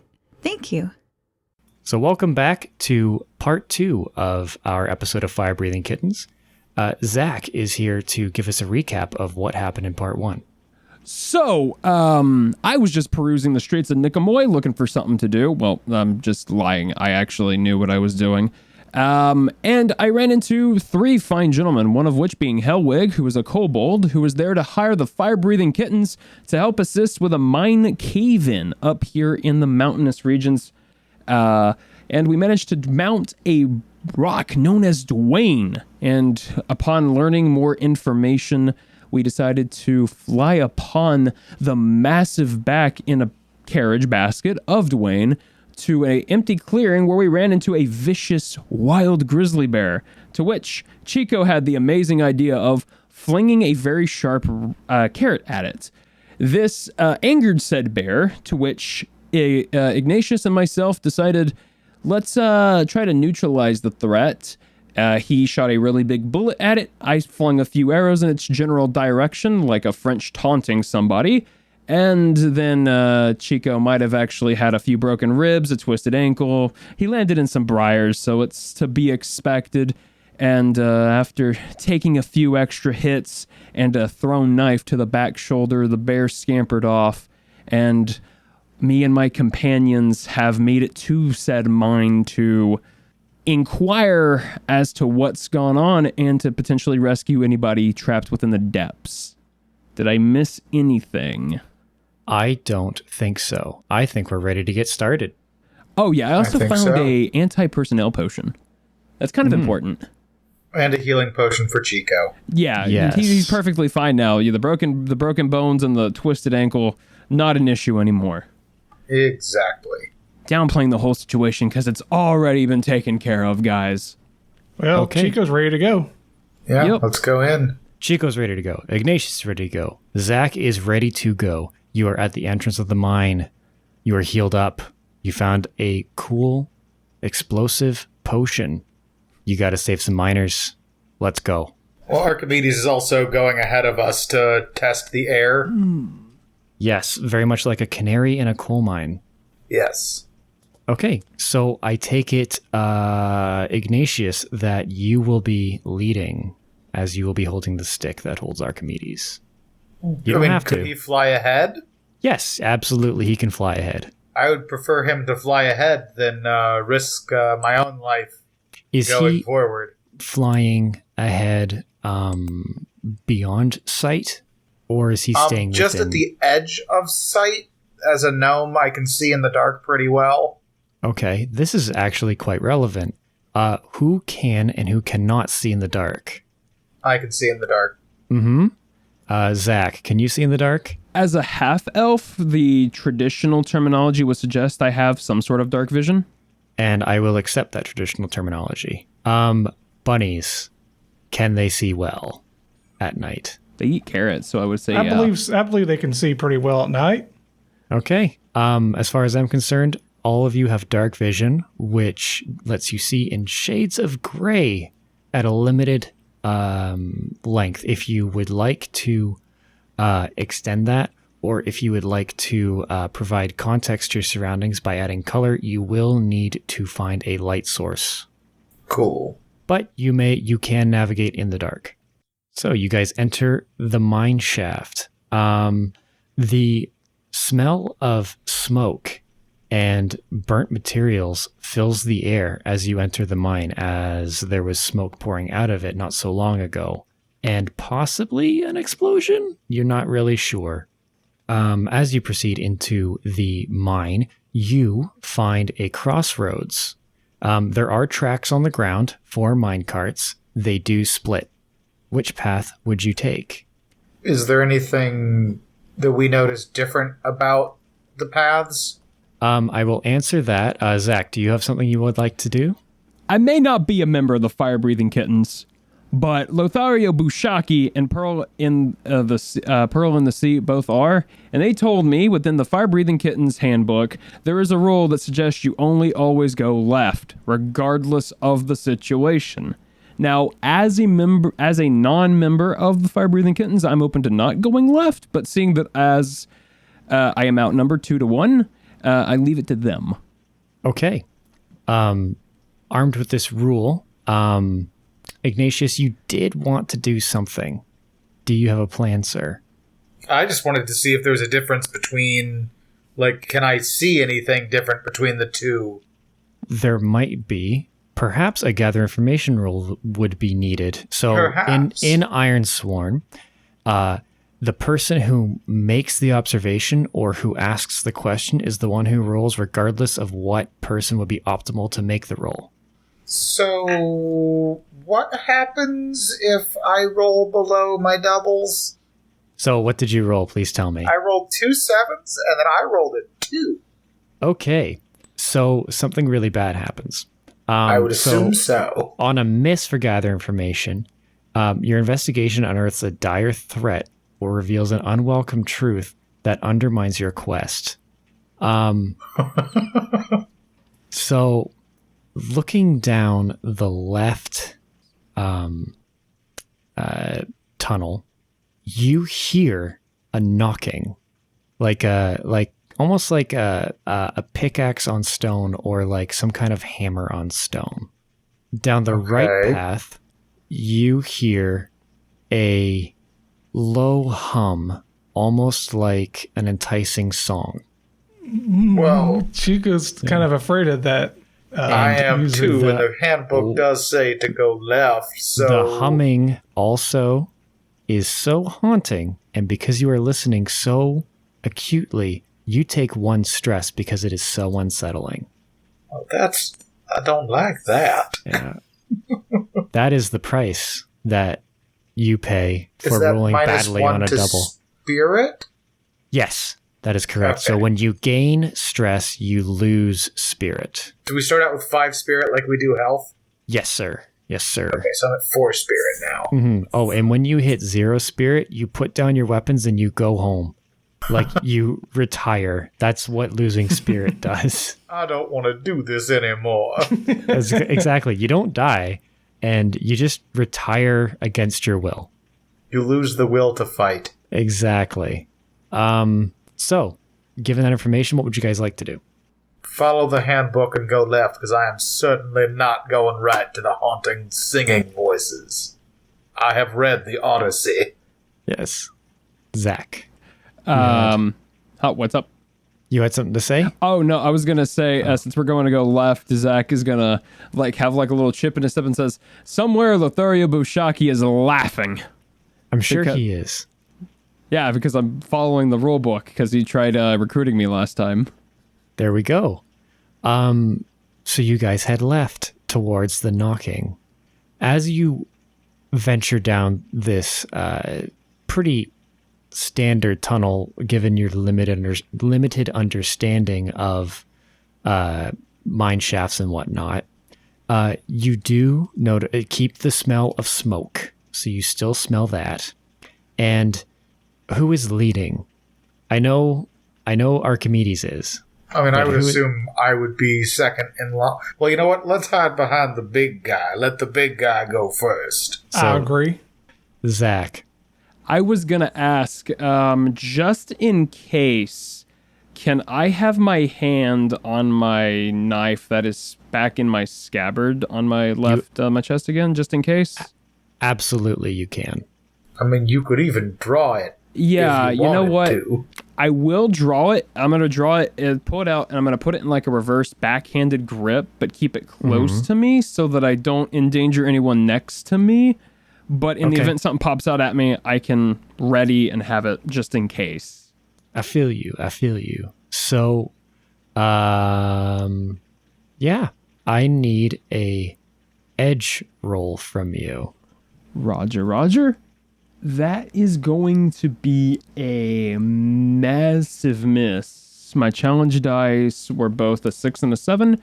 Plus 2 gave me 3 as I had a 1 on my d6. Okay. We're not doing so well since we came back from break.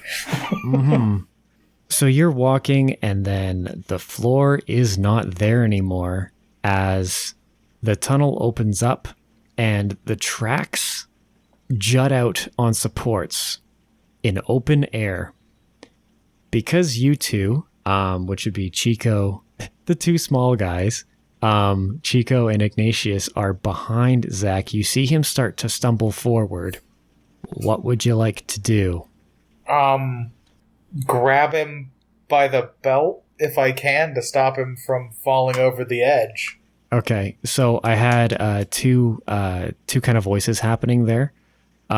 Let's start left to right. For me, that would be Chico first. So I'm going to use my edge to rush up and go to try to grab him and pull him back up.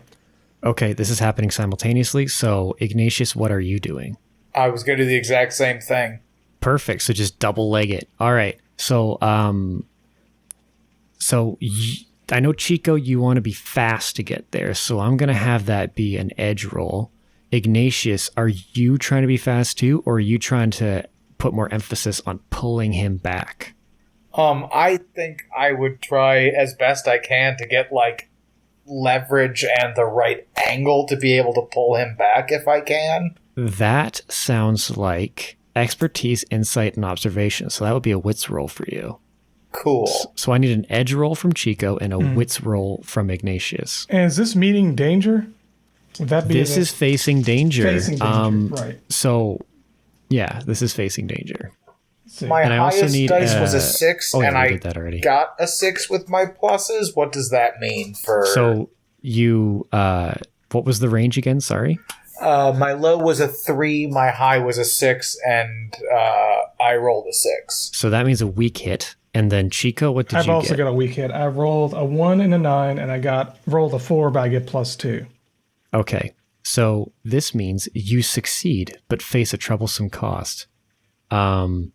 Choose one.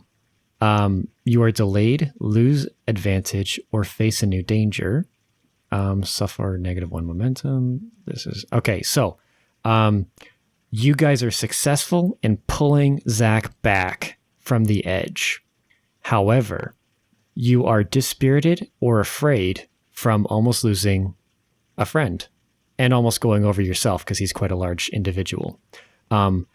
Everybody take a stress. However, Zach is back from the edge. Oh, that was real close. Wouldn't you agree, Ignatius?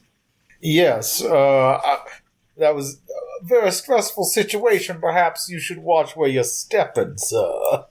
Yeah, about that. I should have been paying more attention. It's kind of hard to really see when everything on the floor just kind of blends in.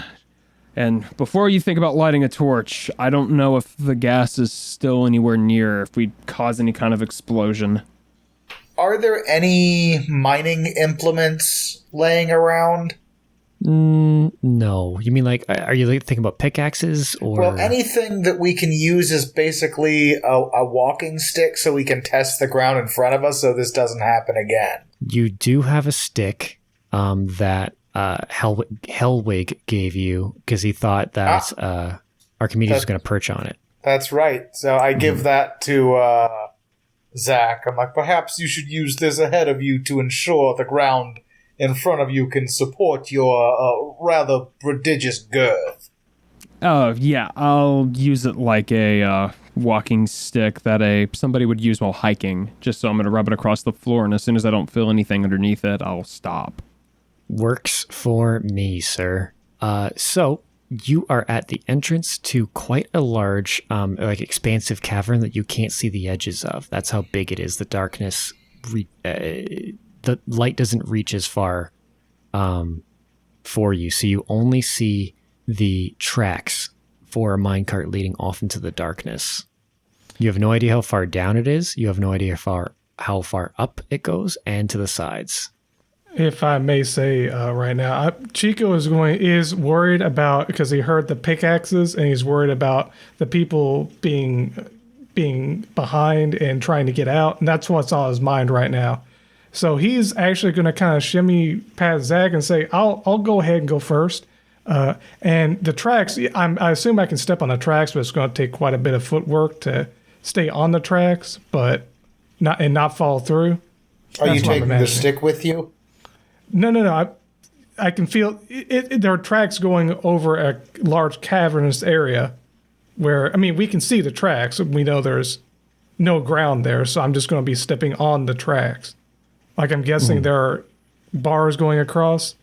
Yeah, so it's like a Crash Bandicoot level. Right. Only less precarious and in better repair. Mm-hmm. So it's 2 metal tracks leading off to the distance, and then there's boards across, just like what you would imagine in any kind of fantasy or comic book or video game kind of level like that. It's Chico's idea to be slow, like he's wanting to go ahead and get there as fast as possible, but he's being careful about it. He's kind of going to move around Zach unless Zach does something. Zach? Which I am. I'm going to ask, it's twofold. First, is there any, could I potentially use my wits to potentially check to see if I could light a small match to see how far that drop is? So if you want to check for gas, because you have the Raven Archimedes actively checking, all you need to do is ask me. So gas check, the answer's no. Okay, then. So Zach has some small little sticks that he uses for matches. So he's going to light one, and he's just going to drop it down underneath to see how far that potential drop would be. Mm-hmm. And if the gas isn't nowhere near us, that means it's not elevating from beneath us. Mm-hmm. At least not in this area. So you're going to drop the match? Yes, just to gauge how far the drop would be. You do realize he only tests the air directly around us. We don't know if there's boomy gas down there. My interpretation of it is the gas would be lighter than the air that we breathe, so that it would rise up as well. What makes you think that? Just my interpretation, unless we have no I can evidence be convinced that otherwise. If Ignatius sees him pull out a match, Ignatius is like, look, son, some explosive gases are heavier than air, and perhaps lighting a match when we know explosive gases are somewhere about us is not the greatest idea. It does not behoove us to know how deep this cavern is. I don't intend to fall, do you? when he says that, all Chico does, his reaction is he just seizes up when he sees the fire. Like, I thought you said fire bad. That's what he's thinking. But he just seizes up and looks at that match. So Zach is going to come snap out of his better judgment. He's going to wave it out. And he's, I'm going to say, sorry about that. I let my own issues cloud my better judgment. I have another proposition. He's gonna pull out of his kit that he's got with him. He's gonna have some rope, so he's gonna tether some rope or offer some rope to Chico just in case Chico does misstep. So we have some rope so we can pull him back in case.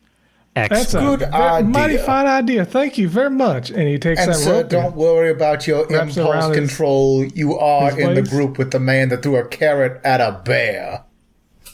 Fair. Okay, so we're going to have Chico tied off, yes? Mm-hmm. Leading the way.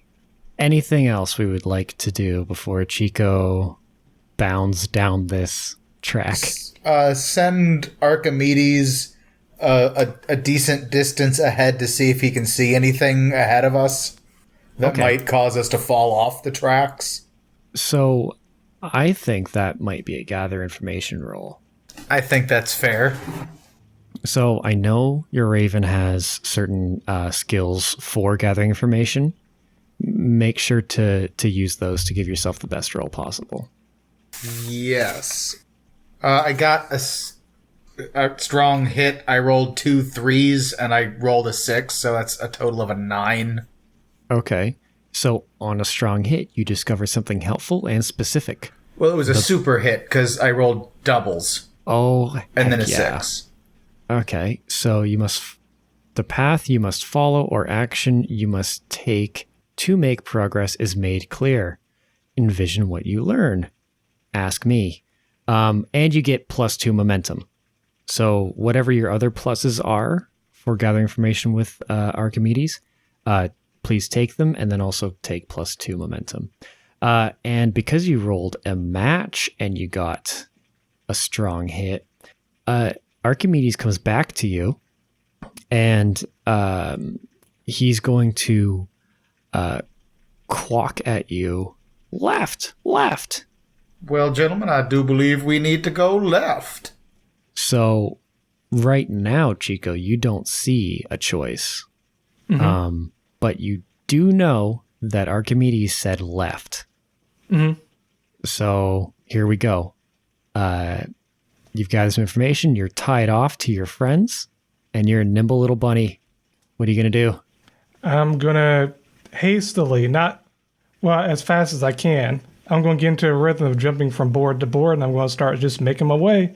I'm going to get used to Chico's going to put on a brave face when he's trying to save lives and trying to, save Hellwig's family and bring him back together. So he's puffing up his chest. He's getting all brave, and he starts hopping. At first, it's kind of scary, but then he gets used to it a bit. He was a little shaken up from before, so he's going. Okay. But now he's getting into it, and he just starts at a brisk pace, just starts hopping along. So you are nimble. Yes, I'm doing. You it with are speed. a rabbit.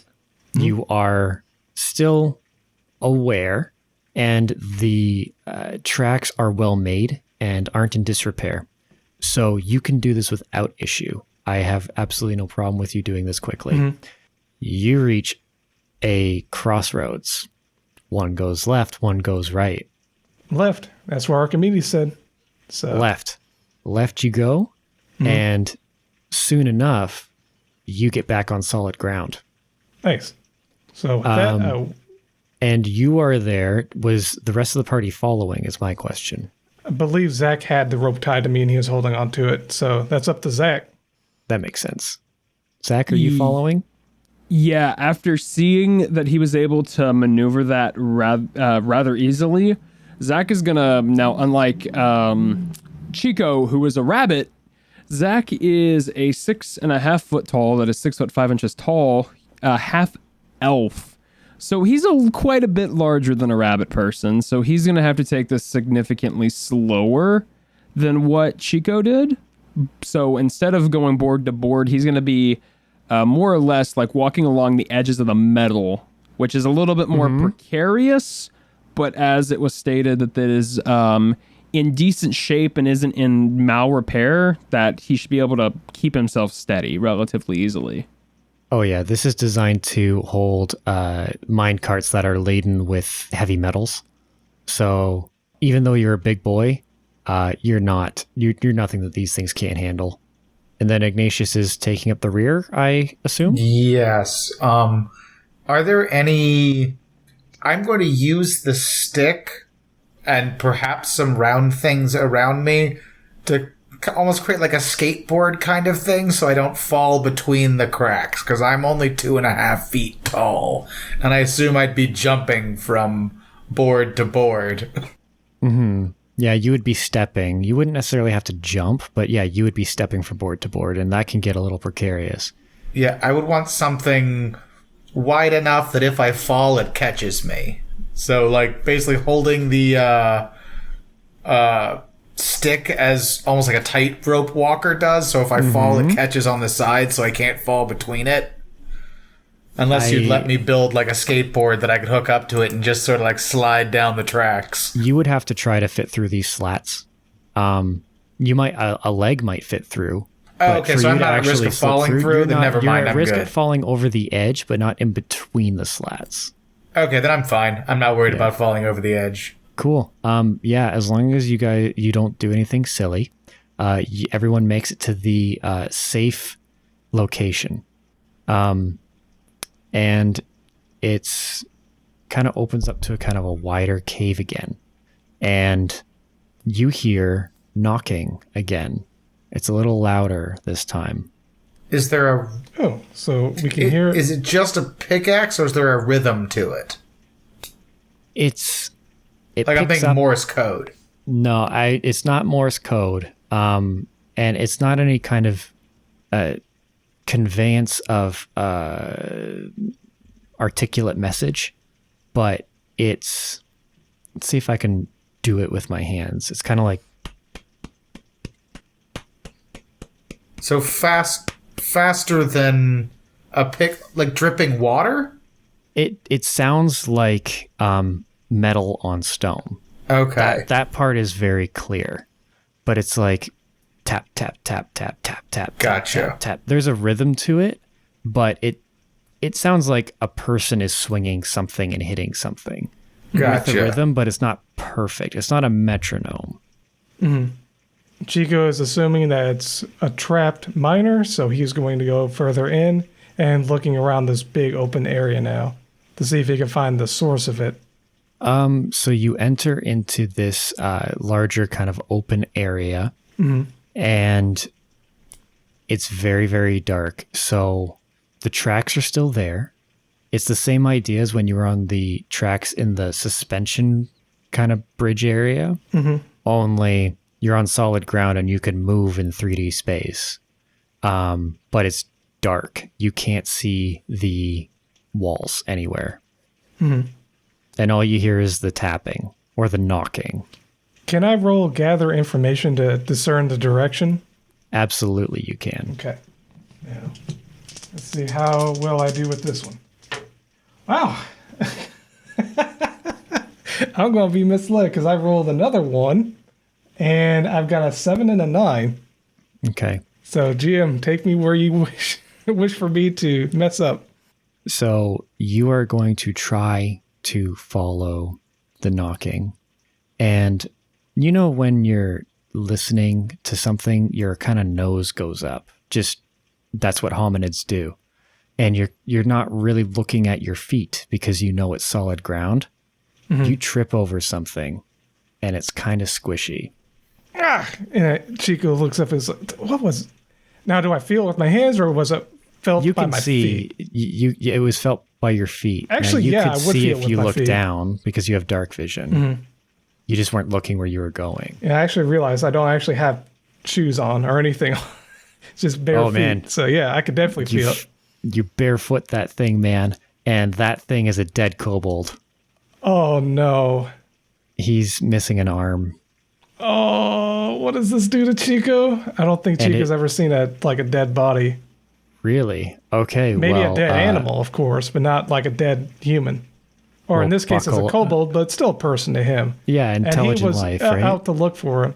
So, Well, I mean, if you are a rabbit, wouldn't seeing a dead animal be, sentient Jesus. animal. Yeah. Well, Chico, buckle up because this one's a doozy. This guy has his arm missing at the shoulder. Oh, no. And yes, it looks like teeth marks. However, it looks like the flesh around is like frostbitten. So Chico's seeing these details, and he's holding. Is it still alive? No, his It's dead. face is frozen in extreme pain. frozen. Okay, how much sanity do I take? Or spirit. That is that would do how it. you feel. That would do it. You take one Okay. stress. I assume we're close enough behind that we've seen what happened. If you guys were following Chico, then yes. If you guys weren't following Chico, you may have heard him go, ah, and then maybe start to cry. I'm not sure. I was planning on following Chico. Would Chico cry? No, Chico would be terrified. He wouldn't be tearing up. He'd be terrified. But and shocked. cry out. Yeah, you go, ah, Yeah, right? Because he'd cry out, and he'd probably you guys would know where he's at, and he wouldn't hear anything else. And you'd see him right. kind of looking at with a face frozen white. okay. Dead bodies don't bother Ignatius at all. Does he have any idea what kind of creature would bite through an arm of a kobold and also freeze it and lives underground? Probably not. I'm not even going to have you roll for it. Should have taken Lore Keeper Yeah. instead of I guess the Ravens actually turned out to be pretty handy. But instead of Improviser, I should have... Chico will look. Oh, go ahead, Zach. Zach. Your video feed has frozen, but we can see you now. What are you going to do, man? I was going to ask, would Zachary, as the more experienced adventurer, know what would have caused that? If I can, I will invoke Veteran, if that the same premises that we did last time. How much would you know about subterranean creatures? He would have So not alpine, but subterranean. He would have a very basic knowledge, like the usual suspects. So take your Okay. normal goblins and any of your dungeon crawling monsters, like your usual suspects. On a strong hit, I will tell you. I mean, Ignatius is from an underground place, too. He is familiar with subterranean monsters. Okay, both of you can roll. Okay. That's okay. Would I be using my wit I didn't on realize this that one? Ignatius was also. Let me take a look. See, I think it's just gather information. Okay, Yeah, I I'm going to say it's gather information, which is wits. Okay. But only on a strong hit. I've got you on a strong hit, and I No, got I a did strong not hit get a as strong well. hit. oh, okay. Oh, No, no, he did I not. didn't I get got one, a so strong if hit. it's only on a strong hit, I didn't get it. Well, Zach Yeah. got one, so that's good. I had a 1 and a You 6 know as my this challenge die. as- I had a 1 and a 6 as my challenge, and a 6 This plus seems 3 to would be be- 9. Yeah, so that's good. So this seems to be almost like a old wives' tale sign of what you've heard as a frostbound. They are giant humanoids with mummified, desiccated flesh, frozen blue eyes, and a sorrowful, hollow scream. And they absorb the warmth of the living. They can sense heat, and they have a life-draining grasp. As a resident of the North, Zach would be very familiar with that negotiated story. with the kobold before we came down here. So I'm going to add some kind of flavor to it. Zach is going to kneel down over the corpse while Chico is still kind of gathering himself after discovering it. And he's going to look up and look to both Ignatius and Chico and say, I never thought my mother actually believed in these, but I'm afraid we might have just bitten off more than we can chew. And Zach would explain essentially everything Oracle just mentioned. Gosh, that's an incredible story, an incredible creature, and yeah, I want nothing to do with it. but you think we could take it on? Chico says, thinking to like, yeah, we could do. And it's like, what about the other kobolds? By the way, is this the only one that's here? That is the only one that you have found. He looks back and he looks around and says, I hope all the other ones are okay. Oh, Well, there's man. at least someone banging on a wall with a pickaxe. Question: Who was it that did the gather information roll yeah. at the beginning of our dungeon crawl? Was that Ignatius. Ignatius beginning? or was that Chico? It was Ignatius. That was Iggy. Ignatius. Okay. So Zachary is going to put a hand on Chico and say, "You remember what happened with that grizzly bear? If it bleeds, we can kill it." And he's going to turn over to Ignatius and say, "Hey, we made the right choice going left because I think I know what was making that howling we heard." Chico actually pipes up and smiles and gets pumped up and says, "All right, let's go save them kobolds for Hellwig." Ignatius is going to try to, since he's heard this thing cry and it stressed him out already, he is going to try to wad up something and plug up his ears.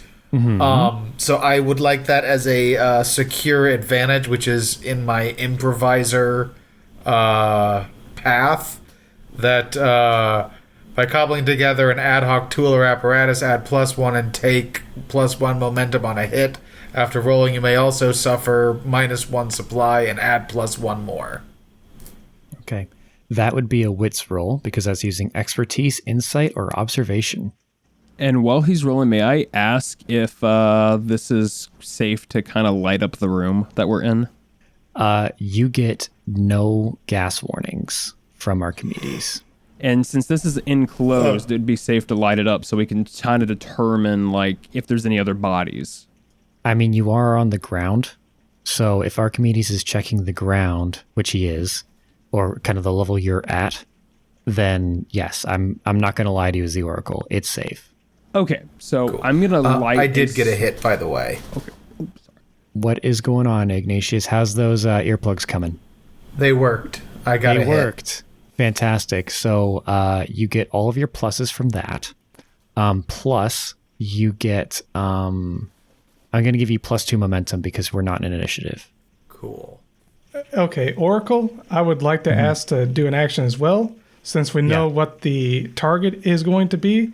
I believe me and Ignatius have the same ability.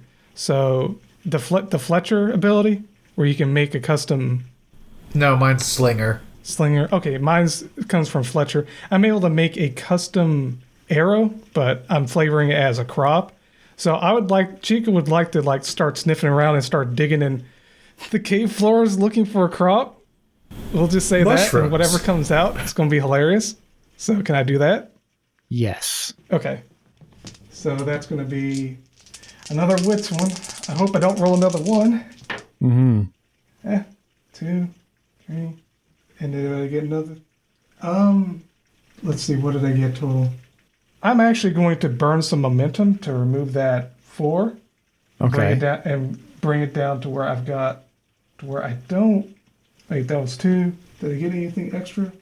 Oh wait, that's right. I got a weak hit. Did I get any?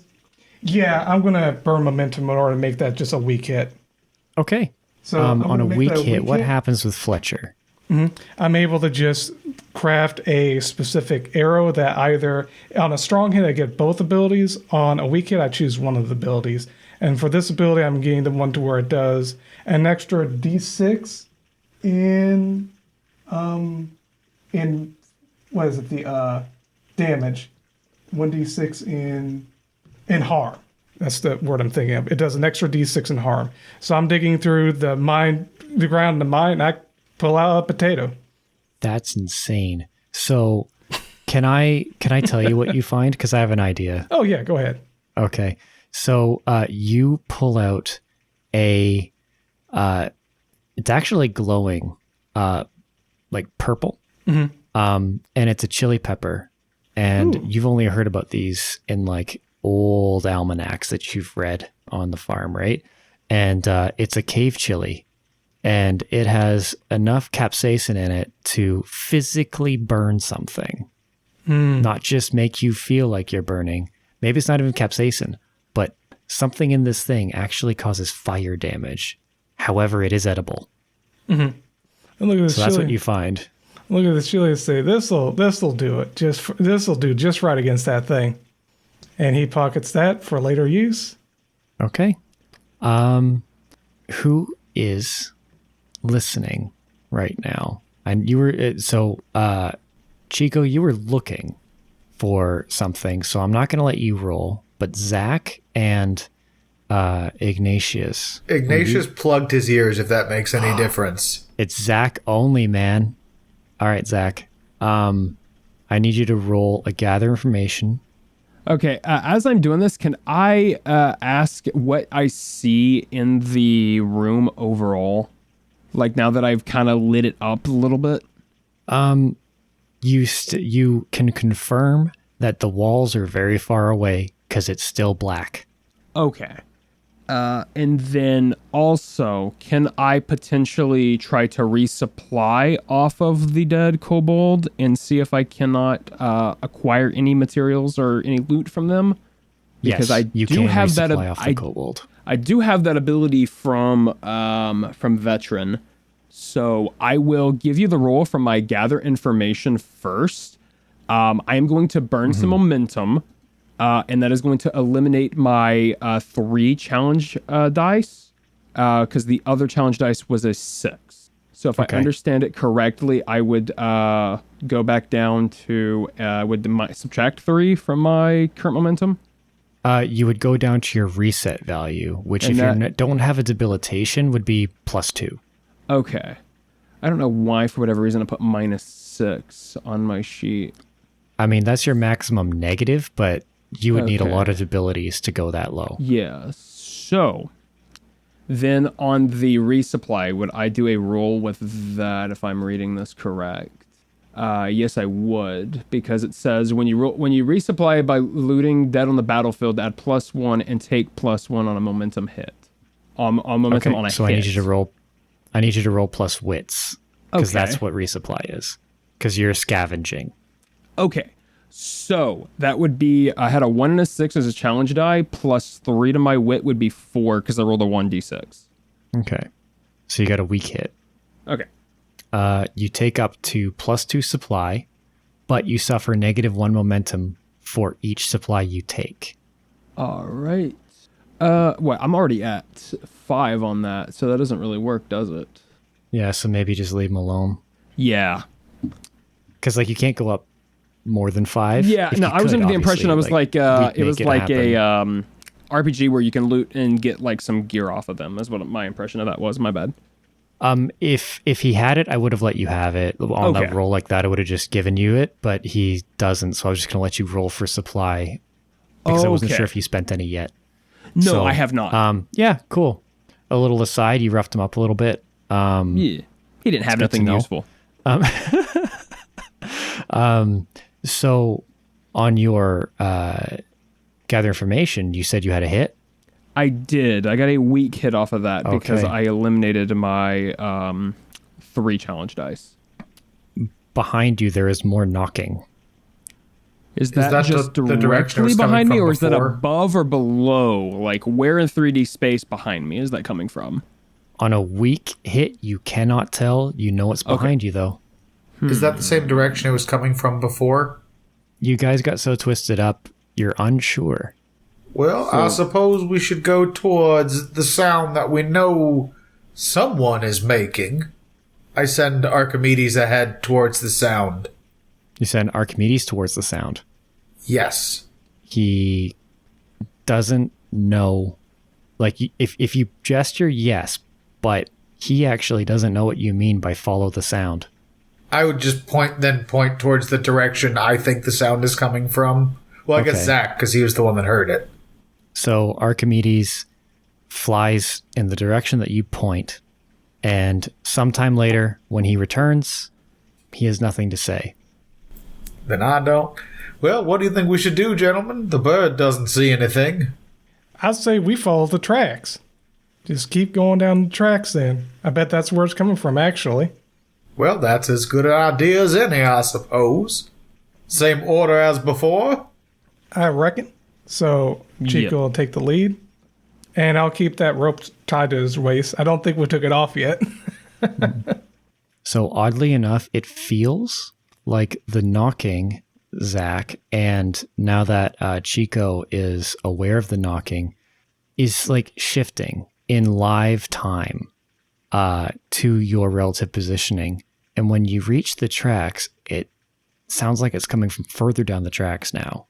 I think I know what this is. This sounds, I may be pretty stupid, but I'm not completely stupid. I think we're being predatorized, or whatever that word may be. I'm not sure. I don't use them big words. What would you call it, Ignatious? I think it might actually be an echo we're hearing of it bouncing around, but I think the word you're thinking of is we are prey for some sort of beast that is stalking us. That's it. Take a We're moment to being listen hunted. to the rhythm of it. It sounds way too rapid to be a living thing actively applying force to the stone. It sounds like something else. It could be multiple kobolds all working in tandem. Or it could be something luring us. It might be onto something, Zach. That's what I thought. He narrows his eyes and looks around, listening. If we do decide to follow this noise, we should Ignatius, just kind of be on alert just in case. if we're worried about it being the dog creature that killed the kobold, keep in mind I heard both the crying of the kobold or of the dog down one corridor and the beating of metal against stone down the other. So unless there are two mythical creatures running about in this mine, I think that the metal on stone is different than the singing beast that stressed me out so much. Well, if you gentlemen don't mind, I'd like to get behind Zach here and let him take the lead for now. He's got that walking stick. He can tell if we come up against another cavern or another drop, I'll take the lead again. But I think I'm going to stick behind Zach so I can dip out of there pretty quick. Get into a better position, if you know what I'm saying. He's a little scared. Well, my standard belief is get behind the big guy as well. So. That's right. We learned that with Graveyard, and it Zach, worked out. are you hoping to join the fire-breathing kittens? Where I'm from, the Frostbound were known as the Others. They aren't dog-like at all. You think I'm huge? This thing is going to be at least 8 foot tall and has to be at least 300 pounds. This is no dog. Oh, right. creature. It was a man-shaped thing. I don't know where I got dog from. Perhaps it was the howling singing. Oh, so another bear. We'll be fine.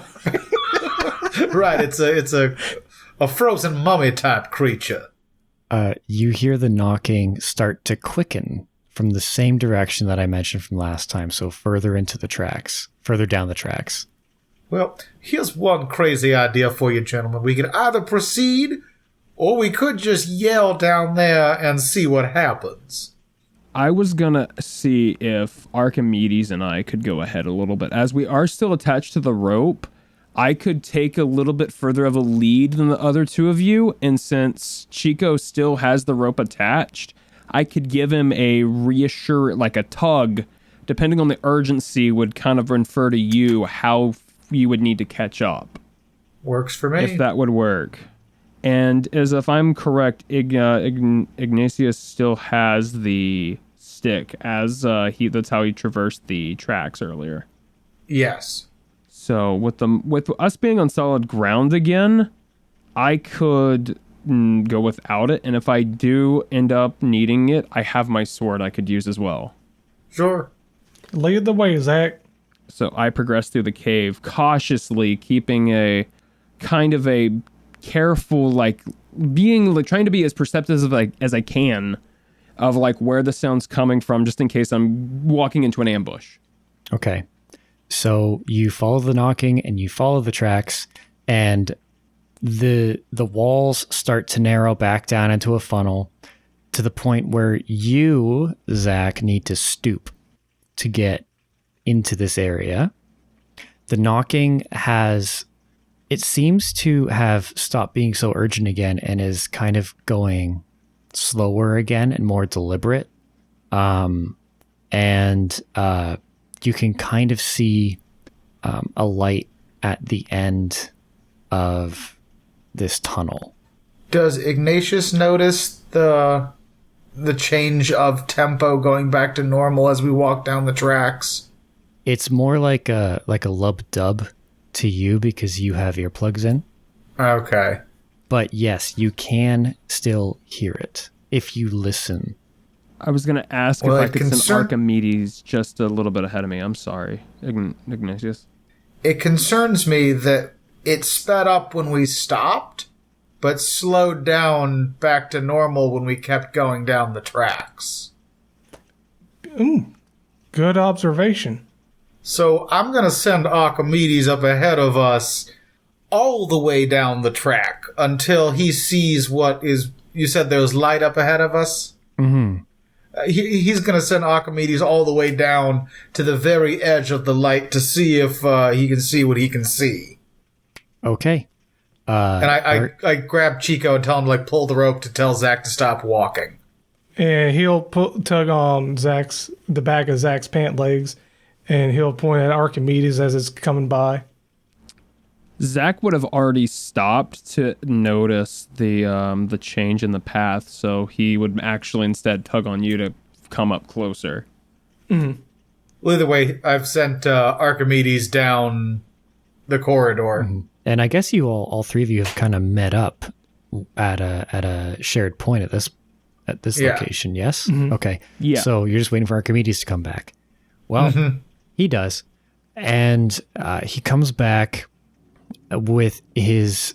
What color metal is he made out of? Brass. With his brass feathers kind of flared, kind of ruffly. And he looks scared. And he croaks, "Danger! Danger!" Well, gentlemen, I do believe we have found the monster. I want to confer with the rest of the party. Who here has the better stealth skill? Definitely me. I'm a ninja. Yeah, I was going to say my shadow is only a 1. I was going to suggest that you could do some quick recon. And in the event you do need to get out of there, we can retreat and kind of reconvene and regroup how we want to approach it. We're not trying to engage anything. We're trying to kind of make an informed decision before we advance. If we're going to do that... I'm sorry. Go ahead. I would also suggest we give him the exploding potion, so if he gets chased...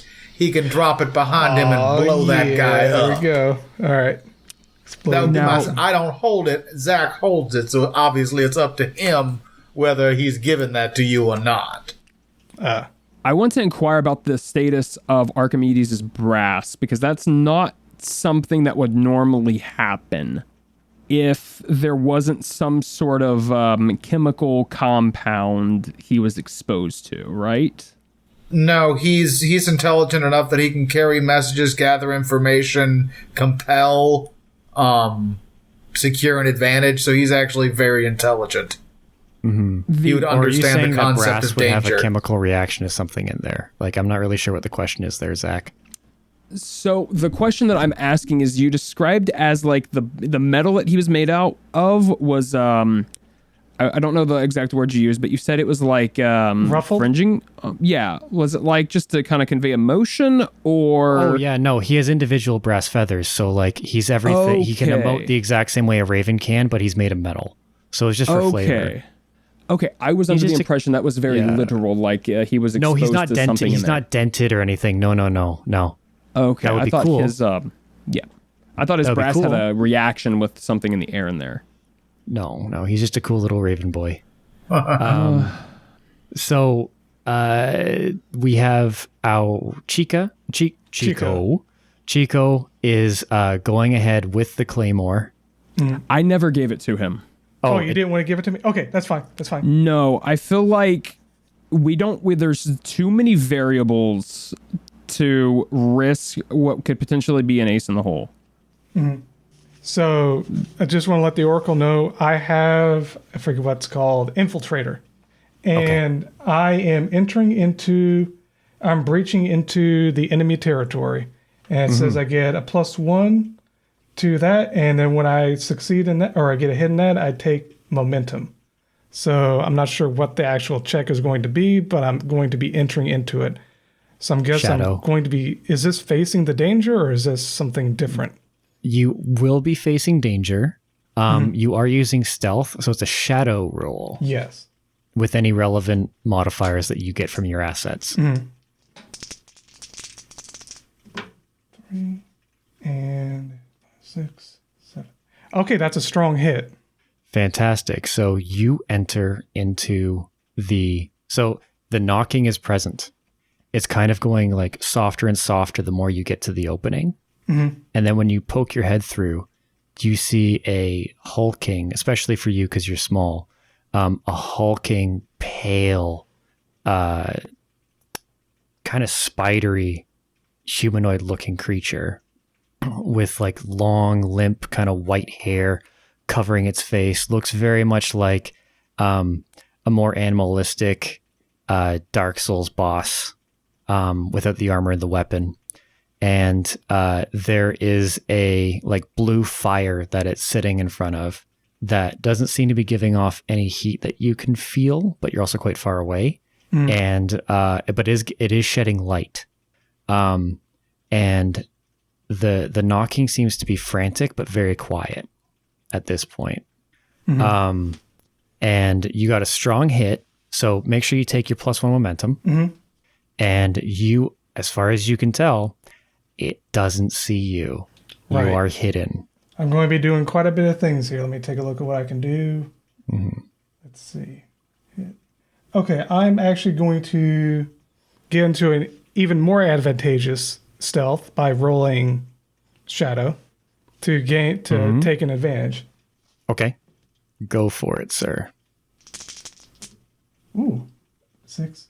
So I got a double, and I rolled high. The doubles were high, but the roll was high, and I just beat it by 1. So it was 2 8s and a 6, and I got +3. So okay.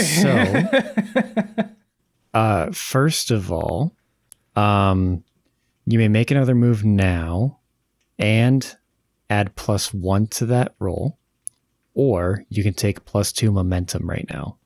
I'm taking +2 momentum. Attaboy. All right. So you're very confident that you can move within this room without alerting this thing, short of jumping out in front of it.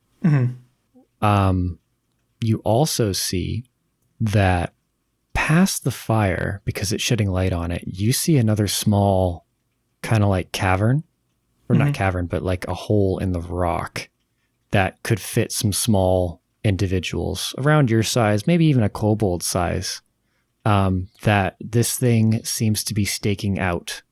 Okay. It's kind of clicking in Chico's head. He may not be intellectual, but he's got common sense going. So so I'm going to let the other gentleman here do something if they'd like, or if they want me to continue, that's fine. You may hold an action if you like, while the other two guys do something else. So if you want, I can leave you, work with them, and you can tell me what you were holding. The next action I'm going to be doing after they do their thing, I'm going to be, I'm going to actually go around and resupply. I'm going to be looking for some more, whatever, if there are any supplies around that I can use as weapons or what have you, and I'll increase my momentum as well, but that'll be This seems to be that the miners were taken by surprise. So there is materials around here. Okay. So I'll roll that after they do their thing. Okie doke. Let's get back to Ignatius and Zach. Ignatius is just waiting for Chico to come back, so he's, he might be making another special bullet, making another big one, if I can roll for that. You absolutely can. Oh no, I just get to add +1 and take +1 momentum or supply on a hit. Oh no, when I secure advantage, never mind. Ooh. Is that wit? That's wit, right? Yeah, because it's using my expertise. Just barely made it. I rolled a 9 and a 10. And But I rolled a 6, so I got +3, so I hit a 9. oh, nice, weak hit. But I get another +1 magic bullet. Yes, you do. Is that what you're doing, preparing for this, Ignatius? And then Zach. I am still waiting for Chico to pull on the rope to acknowledge like what's going on, so I know what to do from here. We can retroactively do that. Chico, do you want to convey a message via rope? I'm going to hold. Yeah, I'm going to tug on the rope like, all right, let's get going. And then after doing that, I'm going to be searching for supplies because I'm heading now. I'm telling them it's time to come in and we got to act because they're coming after those kobolds that are in that little cubby hole or whatever that is. So I'm worried about that, but I'm also looking for one last time for some supplies to get a little bit of momentum. Oh, that's perfect. I rolled a 1 and a 2, and then my target, or not target, the action dice was a 2. So that +5, I definitely am able to get momentum from that. So Sounds a strong hit. You get to take +2 supply. You also find any kind of materials that might be relevant to mining, and if you want to use your imagination while Zach has a move, go for it. As long as you can explain why a miner would have it, I will allow you to use it. Dynamite. Explosives? Yeah, you find another claymore potion. Oh, okay. That's what it is? Okay. So it's identical to and behaves the same as the one that Zach has. Okay. So I don't find dynamite. I just find this. Yeah. Okay. That works. And like I said, I tugged on that rope, so I'll let these guys come in. You will realize if this Chekhov's gun goes off, why this potion is preferable to mining than an explosive. But only if it goes off. It might have to wait for another adventure. You guys might solve this without having to deal with this. We don't know yet. So, Zach and Ignatius. Anything else, gentlemen? Nope. So I'm going to slowly enter the room and notice it. Can I do some sort of like, can I do a gather information roll for the environment we're in beyond what Chico had already done? I do need you to face danger via stealth because you're entering the room. So I need a shadow roll from you, sir. So I just barely manage a weak hit off of that. Okay. My challenge dice were 3 and 8, and I got a 3 with my +1 modifier. Okay. So you succeed, but face a troublesome cost. So you get into the room, you upset some gravel, and it's enough to have the frostbound jerk up, start to turn, and then everyone hears a big knocking, boom, boom, and the frostbound, its head whips around to where it seems like this sound came from, which is directly opposite to where you are. Not necessarily from that hole, but from where something wants it to look, so its back is to you. However, it scared you as well. You're shaken a little bit. You take another point of stress. So the knocking doesn't come from the creature. It came from something else. Is that what I'm getting, or was the knocking coming from it? That would be the logical conclusion, that possibly this knocking isn't nefarious. Got it. Okay. So that was Zach, and I guess we're waiting on Ignatius. Ignatius is trying to signal to those guys to get out of the room. Oh. Okay. You guys can choose if you see that. Well, that's up to Zach if he pulls me back, because I've got a rope attached to me and I can't hear them, so Zach would have to pull me back if he wants. I'm trying to pull you guys forward, so he might be trying to pull me back, like to get back. So Zach, upon noticing the frostbound kind of readjust his position, would have got down as low to the ground as he could, considering the limited visibility in that part of the cave. His black clothes would have provided him some extra cover. Mm-hmm. So he would have been low to the ground, and noticing that the Frostbound wasn't looking, would have started slowly moving his way towards Chico. Mm-hmm. Although you would know, Zach, that they can sense heat. Mm-hmm. That's why I'm trying to get you guys out of the room. I can't help but feel like there's a way to get around him without fighting him, though. You can do another check to see if you stand a shot with this guy. I can roll on that. What would I be using so as my hard not modifier? to metagame right. It would be a wits check, just a straight one. It doesn't even matter. I strong hit regardless. Okay. So with your materials and your guys' current adventuring experience, you have a shot. A decent shot. Well, Chico is going to wait on Zach's action before he takes an action because Chico's gotten everything set up. He's ready to take this thing on and save the kobolds. He can't really hear from anyone. No one's wanting to actually talk. It's just communication by tug, so... Zach is eventually going to slowly make his way up to Chico and kind of through hand motions try to convey that we need to talk silently, even though they can sense from body heat. He still wants to try to limit the amount of noise so that the knocking can still distract the Frostborn, if that makes any sense as to what I'm trying to accomplish. So you're trying to bide your time?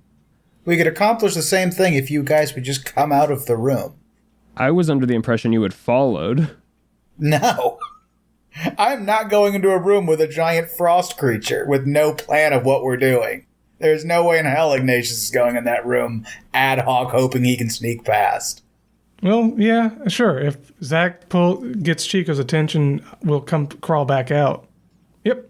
So he tug me even harder, and then Chico makes his way back. And that's up to Zach if he's doing that or not. I believe I'm hidden enough to where I could be able to get back out with everyone. Same with Zach. Yeah. So you guys are trying to leave? Yeah, trying to leave so because we can you rolled reconvene. so well, Chico, you're going to be fine, but I'm going to need another stealth roll from Zach. That's going to be a miss. A bare miss, but a miss nonetheless. So you are going to kind of trip over the rope a little bit and stumble, and the knocking is going to start up heavily again, and the frost bound is going to turn and see you and shriek. It's going and just start to charge. Yes, I can answer your question. Since Archimedes, I sent him ahead into the room. Can I use him when I see Zach trip to make a distraction and a compel to make it turn even harder away from... Yes, but Archimedes is going to try to be a hero. His distraction is going to be that of pain. Okay. So that's sly, so I'm going to... It's danger plus shadow, using your raven to perform trickery. So this is face danger then? Yeah, I think so. I don't have the PDF pulled up. Yeah, so he's going to face danger, and he's going to be using... Yeah, it's a shadow roll. 2, 2, 4, and 4 was my roll. So super success, but all super low rolls. Yeah. Hey, we take those. So he, as the Frostbound is charging towards you, Zach, you see like a glittering kind of copper streak just like kind of smack it in the face. And although it doesn't stop its momentum, it kind of pivots and starts to try to grab at Archimedes. And it's distracted for now, but it still knows you're there and it's coming. Can I roll a strike at this moment sure with that purple can. chili? Yeah, basically what this is allowed to happen is that people, like you guys have initiative is what he's done. Archimedes has done. So it's a edge roll, and I've got +2 to that. I rolled a 4, and my 2 not challenge. I think this is what's called. Yeah, the 2 challenge dice are 2 3s. So you got a strong hit. Yep, strong hit. On top of being that purple chili. Okay, so you throw the cave chili at it. Oh, and I roll a d6 for the harm to know what the harm is. Yes, I was going to say, please explain how much damage you're doing. Oh, just 1. What? Yep, I rolled a 1. Plus your other harm, right? Yes. So it's 3 total. Yeah, it's 3 total. It's lethal weapon plus an additional 1. Okay. So you hit it in the eye. And we all know what happens when peppers get in your eye. Nice. He's not happy. He's hurt, but he's not happy. The other 2 individuals with initiative, you guys get to choose your order. I'm happy with either of you going next. Zach. 2 things. First, can I inquire the positioning in relation to where everything is, where everyone is in the room at the moment? So, if we're looking at it from above, like it's a clock, at about 5, we have the entrance into there where Ignatious is.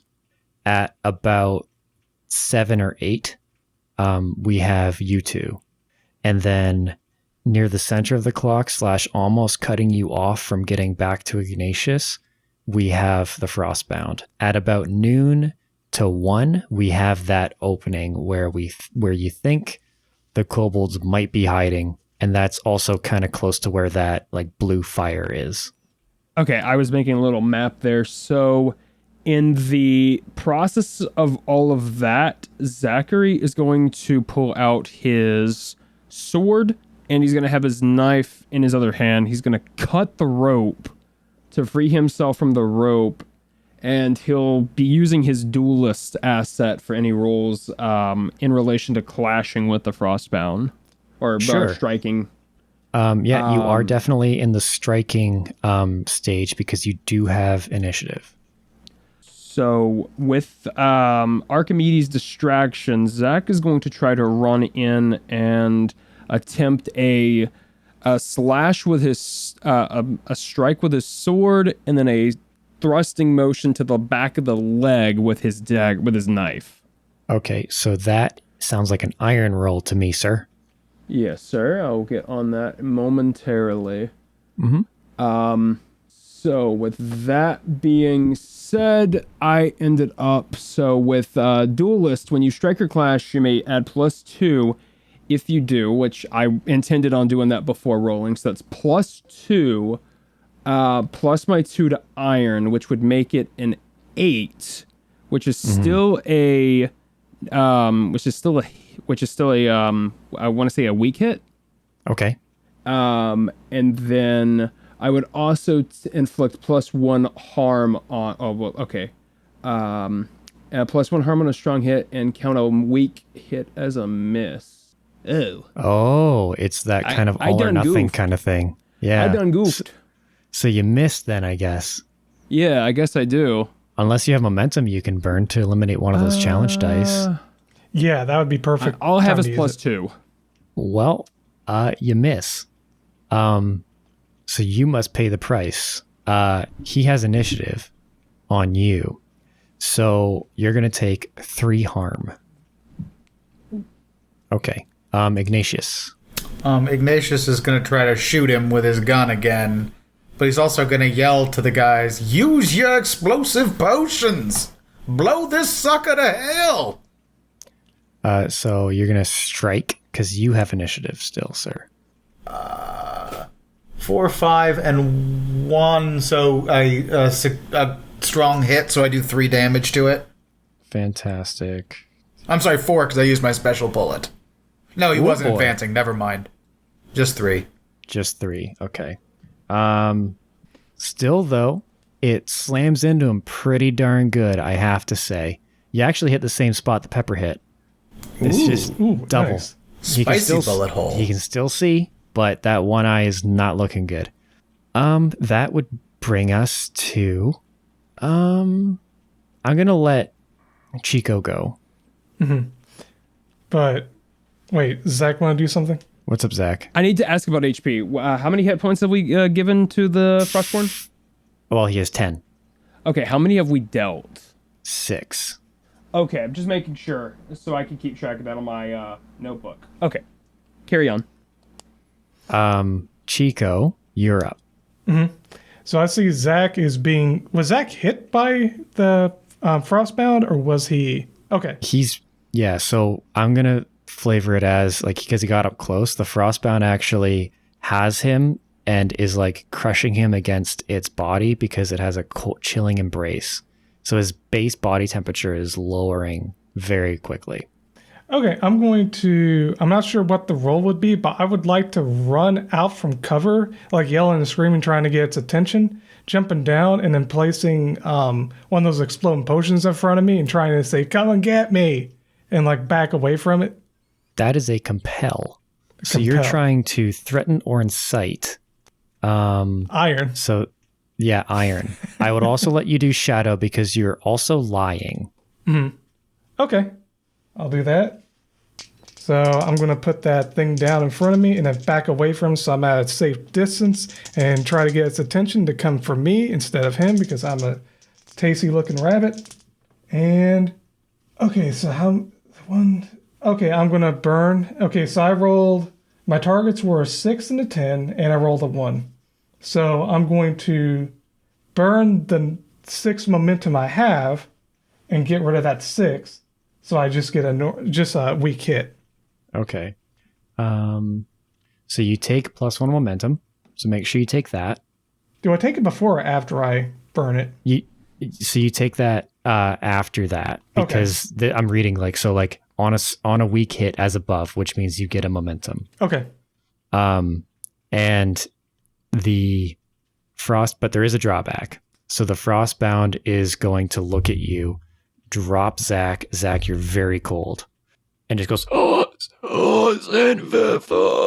and start to run at you a little faster than you thought.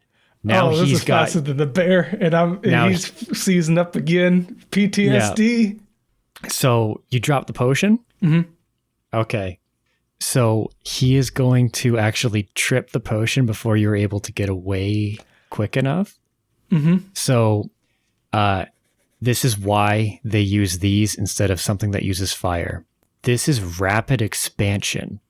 So it's a bunch of stored energy that does not ignite flammable gases because it's just a concussion wave that is expanding very rapidly and very strongly. Mm-hmm. It slams into you and it slams into our Frostbound friend, sending you both catapulting. Ooh. However, because he's so much bigger, it slams into his chest. There's more surface area for it to impact. Mm-hmm. He's going to take 3 damage. Now, I need you to explain to me why I shouldn't give you 3 damage. What's Chico doing? Well, didn't you say it was directional anyway? So it expands. Oh, it is directional, It expands yes. pretty far away anyways, right? Yeah. Yeah, so this is going to be one... This is perfect. You're going to take 1 damage only if you fail this. So please explain. Okay, so I'm just going to use... He just sees it, he screams out, and he like freaks out and uses a substitution. And when it hits Chico, it actually hits like a little sack with a rabbit face painted on it and ears, and it just explodes into hay. And he appears further back, but you said, do I still take damage? I guess if I still take it, I was going to say 1 damage is on the line because you're still really close to this. It is directional, but I mean, you can't perfectly make it a cone when you're that close because you're like on top of it. I'm able to use the substitution to get back just enough to where it takes the brunt of the force, but I still take a bit. So that's a face danger with a shadow roll. Mm-hmm. So roll for shadow, for face danger, and we'll do the work from there. Okay. 3, 4, 5, 6. Okay, it was a weak hit. Okay. You take -1 momentum because something happened that was not foreseen. Ooh. Okay. Then we have Zach. Do I get to go first since I have momentum? Yes. Or since I have initiative? I'm going to say Ignatious and Zach. I think Ignatious go first, but Zach, you get to go before the Frostbound because it dropped you, but you're cold on the ground. So Ignatius. So the flask I mentioned earlier is whiskey, and I'm going to try to use my improviser and face danger by cobbling together an ad hoc tool or apparatus, and I'm going to basically try to make a Molotov cocktail and light this guy on fire. Let's do it. I figure he's cold. Fire's probably not his friend. Hopefully there's no gas in here. I didn't think about that. You would have had pings from Archimedes. And I want to say my checks from earlier kind of clarified there wasn't. Yeah, that too. Okay. So I get to roll with wit, right? That's what I'm rolling with? Mm-hmm. Okay, because I rolled 2 8s and a 6 for my roll is the 6, so plus 3 is 9. So I got a super success on lighting this guy on fire. Fantastic. My rolls have been all over the place tonight. So you have successfully created a Molotov cocktail, and it's gonna work. You can immediately throw it if you like. I would definitely like. Do a strike. That would be with edge? Well, edge or iron doesn't matter. They both suck. Yeah. Ooh. I am going to burn all of my... I got a 4 and an 8, and I rolled a 6. So I'm going to burn my momentum to get rid of the top dice and make it a strong success. So the momentum isn't the only thing that's burning. It sails through the air, streaking fire with it, orange flame, as juxtaposed by the blue flame of this Frostbound's weird eldritch campfire, and it slams against its shoulder, which actually soon starts to engulf it. You may roll to end the fight, because it's at over 10. And how does that work again? So you roll 2 challenge dice, but you don't roll a d6, you just take the 10. Okay. 2 9s. I'm on fire with these doubles. Okay, so the foe is no longer in the fight. They are killed, out of action, flee, or surrender as appropriate to the situation and your intent. I'm trying to kill him. The flames spread. The Frostbound screams very, very loud and starts to crumple. And fire is weird for these things because it starts to consume it a lot faster and it actually shrinks. You know when you put like a chip bag in like the oven and it shrinks? Yeah, that's exactly what's happening here until it like is almost not even there anymore. Now, it's too late for me to have done this because I thought of it afterwards. If I would have made him surrender, could I have had a bond and then had a frost guy as my friend? Possibly. I would have had to roll real well for that. Yeah, really well, and you'd have to convince me very, very well for that. So I'm glad I just burned him then. Not to mention maybe you needed some magic. Okay. Well, death is a magic all its own. Of course. And Chico quite. jumps up and down, shaking his fists, cheering as you did Hooray! So you hear the knocking, which kind of starts to sound like applause, and then it's gone. And the you guys guessed correctly. Copious amounts of kobolds come flooding out of the that little cavern, and they're running over to you, saying like, "Oh my goodness, who are you? Did Hellwig come and get you guys?" He did, and we're here to rescue you guys. Yes, we're the fire-breathing kittens and Zach. No one can Zach see it. is still going to be sitting there on his knee, just kind of shaking off everything. So, yeah, he's condensation is kind of coming off of you, and you're in like the Yamcha like faceplant kind of. Warm yourself by Yeah. the burning dead guy. Chico's gonna run up to Zach in that moment and be like, "Are you all right? You did a real awesome job. Real stand up there. Real hero there." It's nothing you guys wouldn't have done. Oh shucks. He dusts him off and is like, "You're looking pretty worse for wear, but if we can get another one of them first aid potions, I think we'll get you up just fine." I've been through worse, trust me. A very swole kobold walks up to you. He's got a wide-brimmed kind of cowboy hat on, and he has like these kind of like markings on his scales. Most kobolds are kind of like a ruddy kind of red, and these guys are no exception. Only they all have kind of different markings, right? And he has like these, they look kind of like shades on with like shutter shades. And he walks up and he goes, "Oh my goodness, you guys, you helped us out real good.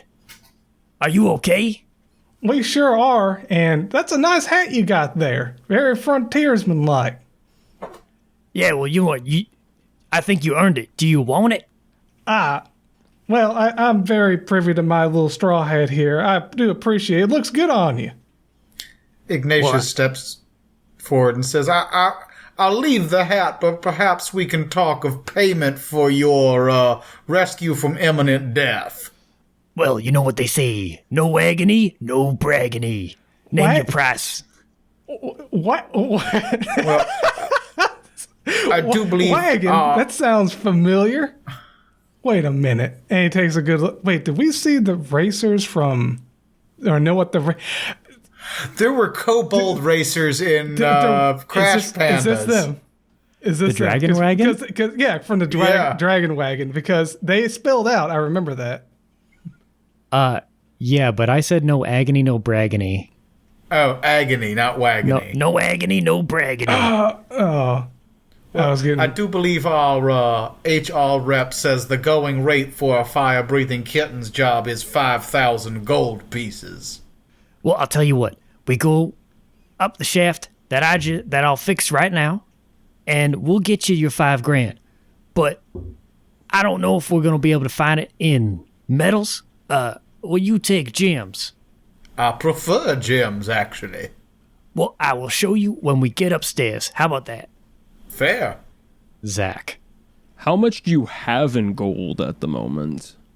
Well, sir, this is a fire-breathing kittens contract. I don't believe you are a member of our organization. I don't recall you guys ever signing any kind of contract with Hellwig to begin with. I don't believe Hellwig came to you for aid, sir. You are, if anything, an independent contractor, and I will give you no more than 10% of our earnings here, which is the going rate for an independent contractor, sir. Perhaps you should join our organization for equal pay. Now, did Hellwig get you on retainer? Yes, he did, sir. I show him the one copper piece. The fire-breathing kittens are on retainer. Zachary is not affiliated with our organization as of yet. Well, he puts his meaty kind of mitts on his hips and he goes, "Well, that looks like a contract to me." I do apologize, Zachary, but I am a man of business. Repeat, both of you. It was awesome. I said, I do apologize, Zachary, but I am a man of business, and a man of business does what the contract dictates. And Chico's just smiling up, real happy, looking back and forth between Zach and I can't read that. and Ignatius, just happy, looking back and forth between the two of them, like, is Zach going to join us? He's just thinking that. He's not actually saying, but he's like getting all excited, like, Zach's going to join us now. You can say something above the table, Zach, if you like. That way the characters won't know, but we can know. Yeah, I was trying to say that pitch really made Zach not want to join. Ignatius is not in the business of recruitment. Ignatius is in the business of money making. And Chico's just in the business of being like just a good bunny rabbit. He's just excited. He wants Zach to join just because he thinks he'd be a good member and a good teammate. Well, just know, me, the person, would split it with you evenly. I would have no problem with that. Ignatius is chaotic neutral, which means he's always looking for the edge, and he's been screwed in contract negotiations in his backstory, so he knows how this works, and he is willing to play dirty. And Chico's just going along with him because he feels like he's doing the recruiting a real good job of it, not realizing Zach's motivations. The kobold, who you can kind of extrapolate from the fact that he's good at the elevator and knows Hellwig, is Randy. Yeah, I figured. He's going to walk over to you, Zach, and he goes, "Now, I understand you did quite a handsome job here with these two.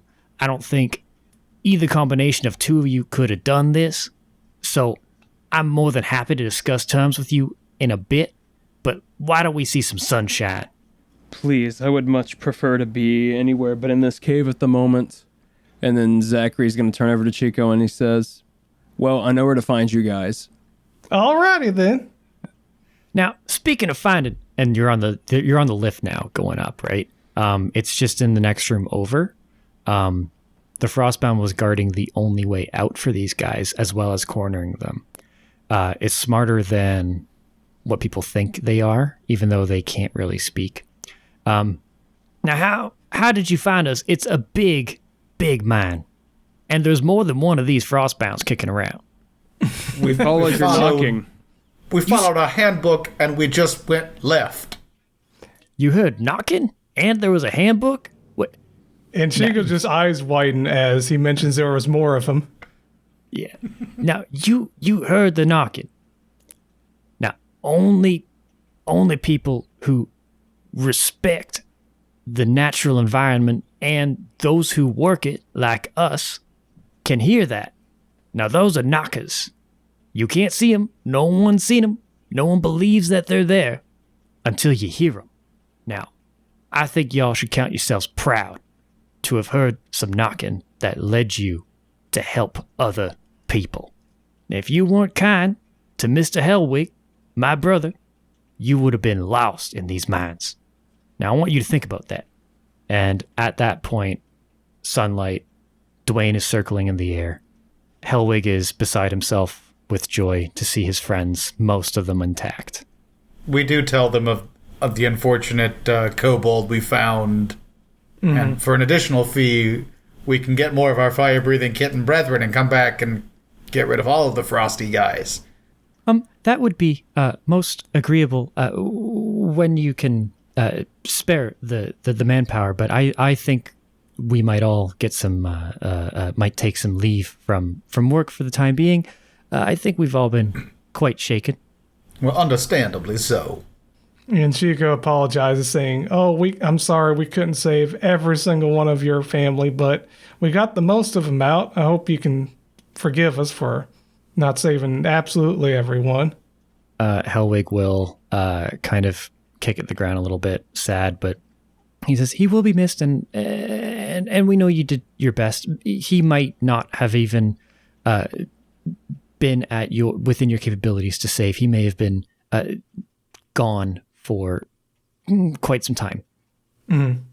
But we thank you, and please take 5,000 gold worth of these gems over here, and there are some mine carts full of any combination of color of gems that you could want, and they will get it for you. And then Brandy's going to take Zach aside and he say, now I understand that you weren't part of this initial deal, but you did come along. Now, these are good folk, and I can tell you are good people too. You heard that knocking. Don't even try to deny it, son. Now, I'm going to give you 5,000 worth of gems as well, if you consider your talents being spent with this here guild. Listen to me, Mr. Randy. I'm not interested in the gold. I only said that to get to speak with you privately. I'm looking for somebody. I don't know where to find them. I don't know who took them. Zach is going to show Randy a piece of paper that he's had on him this entire time. It is an anonymous letter written to him explaining that somebody that he knows, the name isn't important, has allegedly been kidnapped. And he is going to ask Randy if he had heard anything about it. I'm sorry, son. I don't know anyone by that name, but I'll tell you what. We kobolds, we roll deep, we roll hard, and we roll together. If I hear even an inkling about this person, I will send Dwayne on his way to you. Sounds like a plan. And you can not worry about payment. I have plenty where I come from. As soon as you say not to worry about payment, he sticks his hand out and shakes your hand. And he says, right, great doing business with you. And then he goes back over to help count the rest of the gems with Chico and Ignatius. However, you now have a bond with Randy. Zach. Got it. Perfect. If there is any other business or flavor that you guys would like to put into your gems or trinkets, please do so now. If not, you will be jumping into the basket and Dwayne will fly you back home. I would like to repair Archimedes if he's damaged at all. Archimedes made it out all right. Wonderful. Because of that roll, he was instrumental in your success. Huzzah. Does he get paid? No. He does not. Zach is going to approach both Ignatious and Chico, and he notices a small amethyst in one of the baskets, and he knows somebody who would like that. So he goes up and approaches you and asks, "That little purple gem, I know it's not much, but could I potentially have that?" Certainly, I don't see why not. Let's just say I have a very important person that would appreciate that. We'll tell your paramour the stories of our victories, and I hand him the amethyst. And you'll see me around. Who knows? Nicomoy's never too far away. Very true. Maybe next time you'll join the guild and you'll get paid as a full member. Like I told Randy, I don't need it. Well, with that- More for me. I was going to say, well, Zach, you have a good one. See you later. He just waves happily. Well, we're Is actually Zach leaving I'm riding together. back with you Is Zach guys, walking though. away I don't from know the where bird? I'm at. See, I got confused. Never mind. And with that, Chico would Dwayne... say goodbye like that when we part ways after we get back to Nicomoy. Actually, I think it'd Say be that. funnier if you said it in the basket and then just steadfastly ignored his presence the rest of the time. That would be funny. But you guys make it back unscathed, and 5,000 gold richer, and 1 amethyst. And this ends this episode. We made a lot of friends. We lost a potential friend. And we burnt up a cold giant. The end. I don't know the ending part there. Bye. Oh, thank you for listening to Fire Breathing Kittens. You have been joined by Chico. It was pretty sad moments, but we got through it, and we just fine. We made a whole bunch of friends. Zach, That former sheriff from Dangantown hit harder than that. and Ignatious. I believe you could say he went out in a blaze of glory. Thank you for listening. It's that time of the show again, where we tell you about a great podcast. Have you heard of The Well-Seasoned Librarian? This is a podcast dedicated to talking to cookbook authors, farmers, food writers, and food media hosts. The Well-Seasoned Librarian are talking about all things food, from the practical, the humorous, and the political. Dean Jones is a librarian, cookbook reviewer, and writer. Originally from San Diego, Dean has lived for over 20 years in the wonderful but barely affordable San Francisco Bay Area. Here's a recent review. Fantastic! 5 stars. Dean is superb and I love his podcast. It's fun and informative. I love the diversity of the talks, stories, recipes, and interviews are genuine. Check out The Well-Seasoned Librarian, a podcast.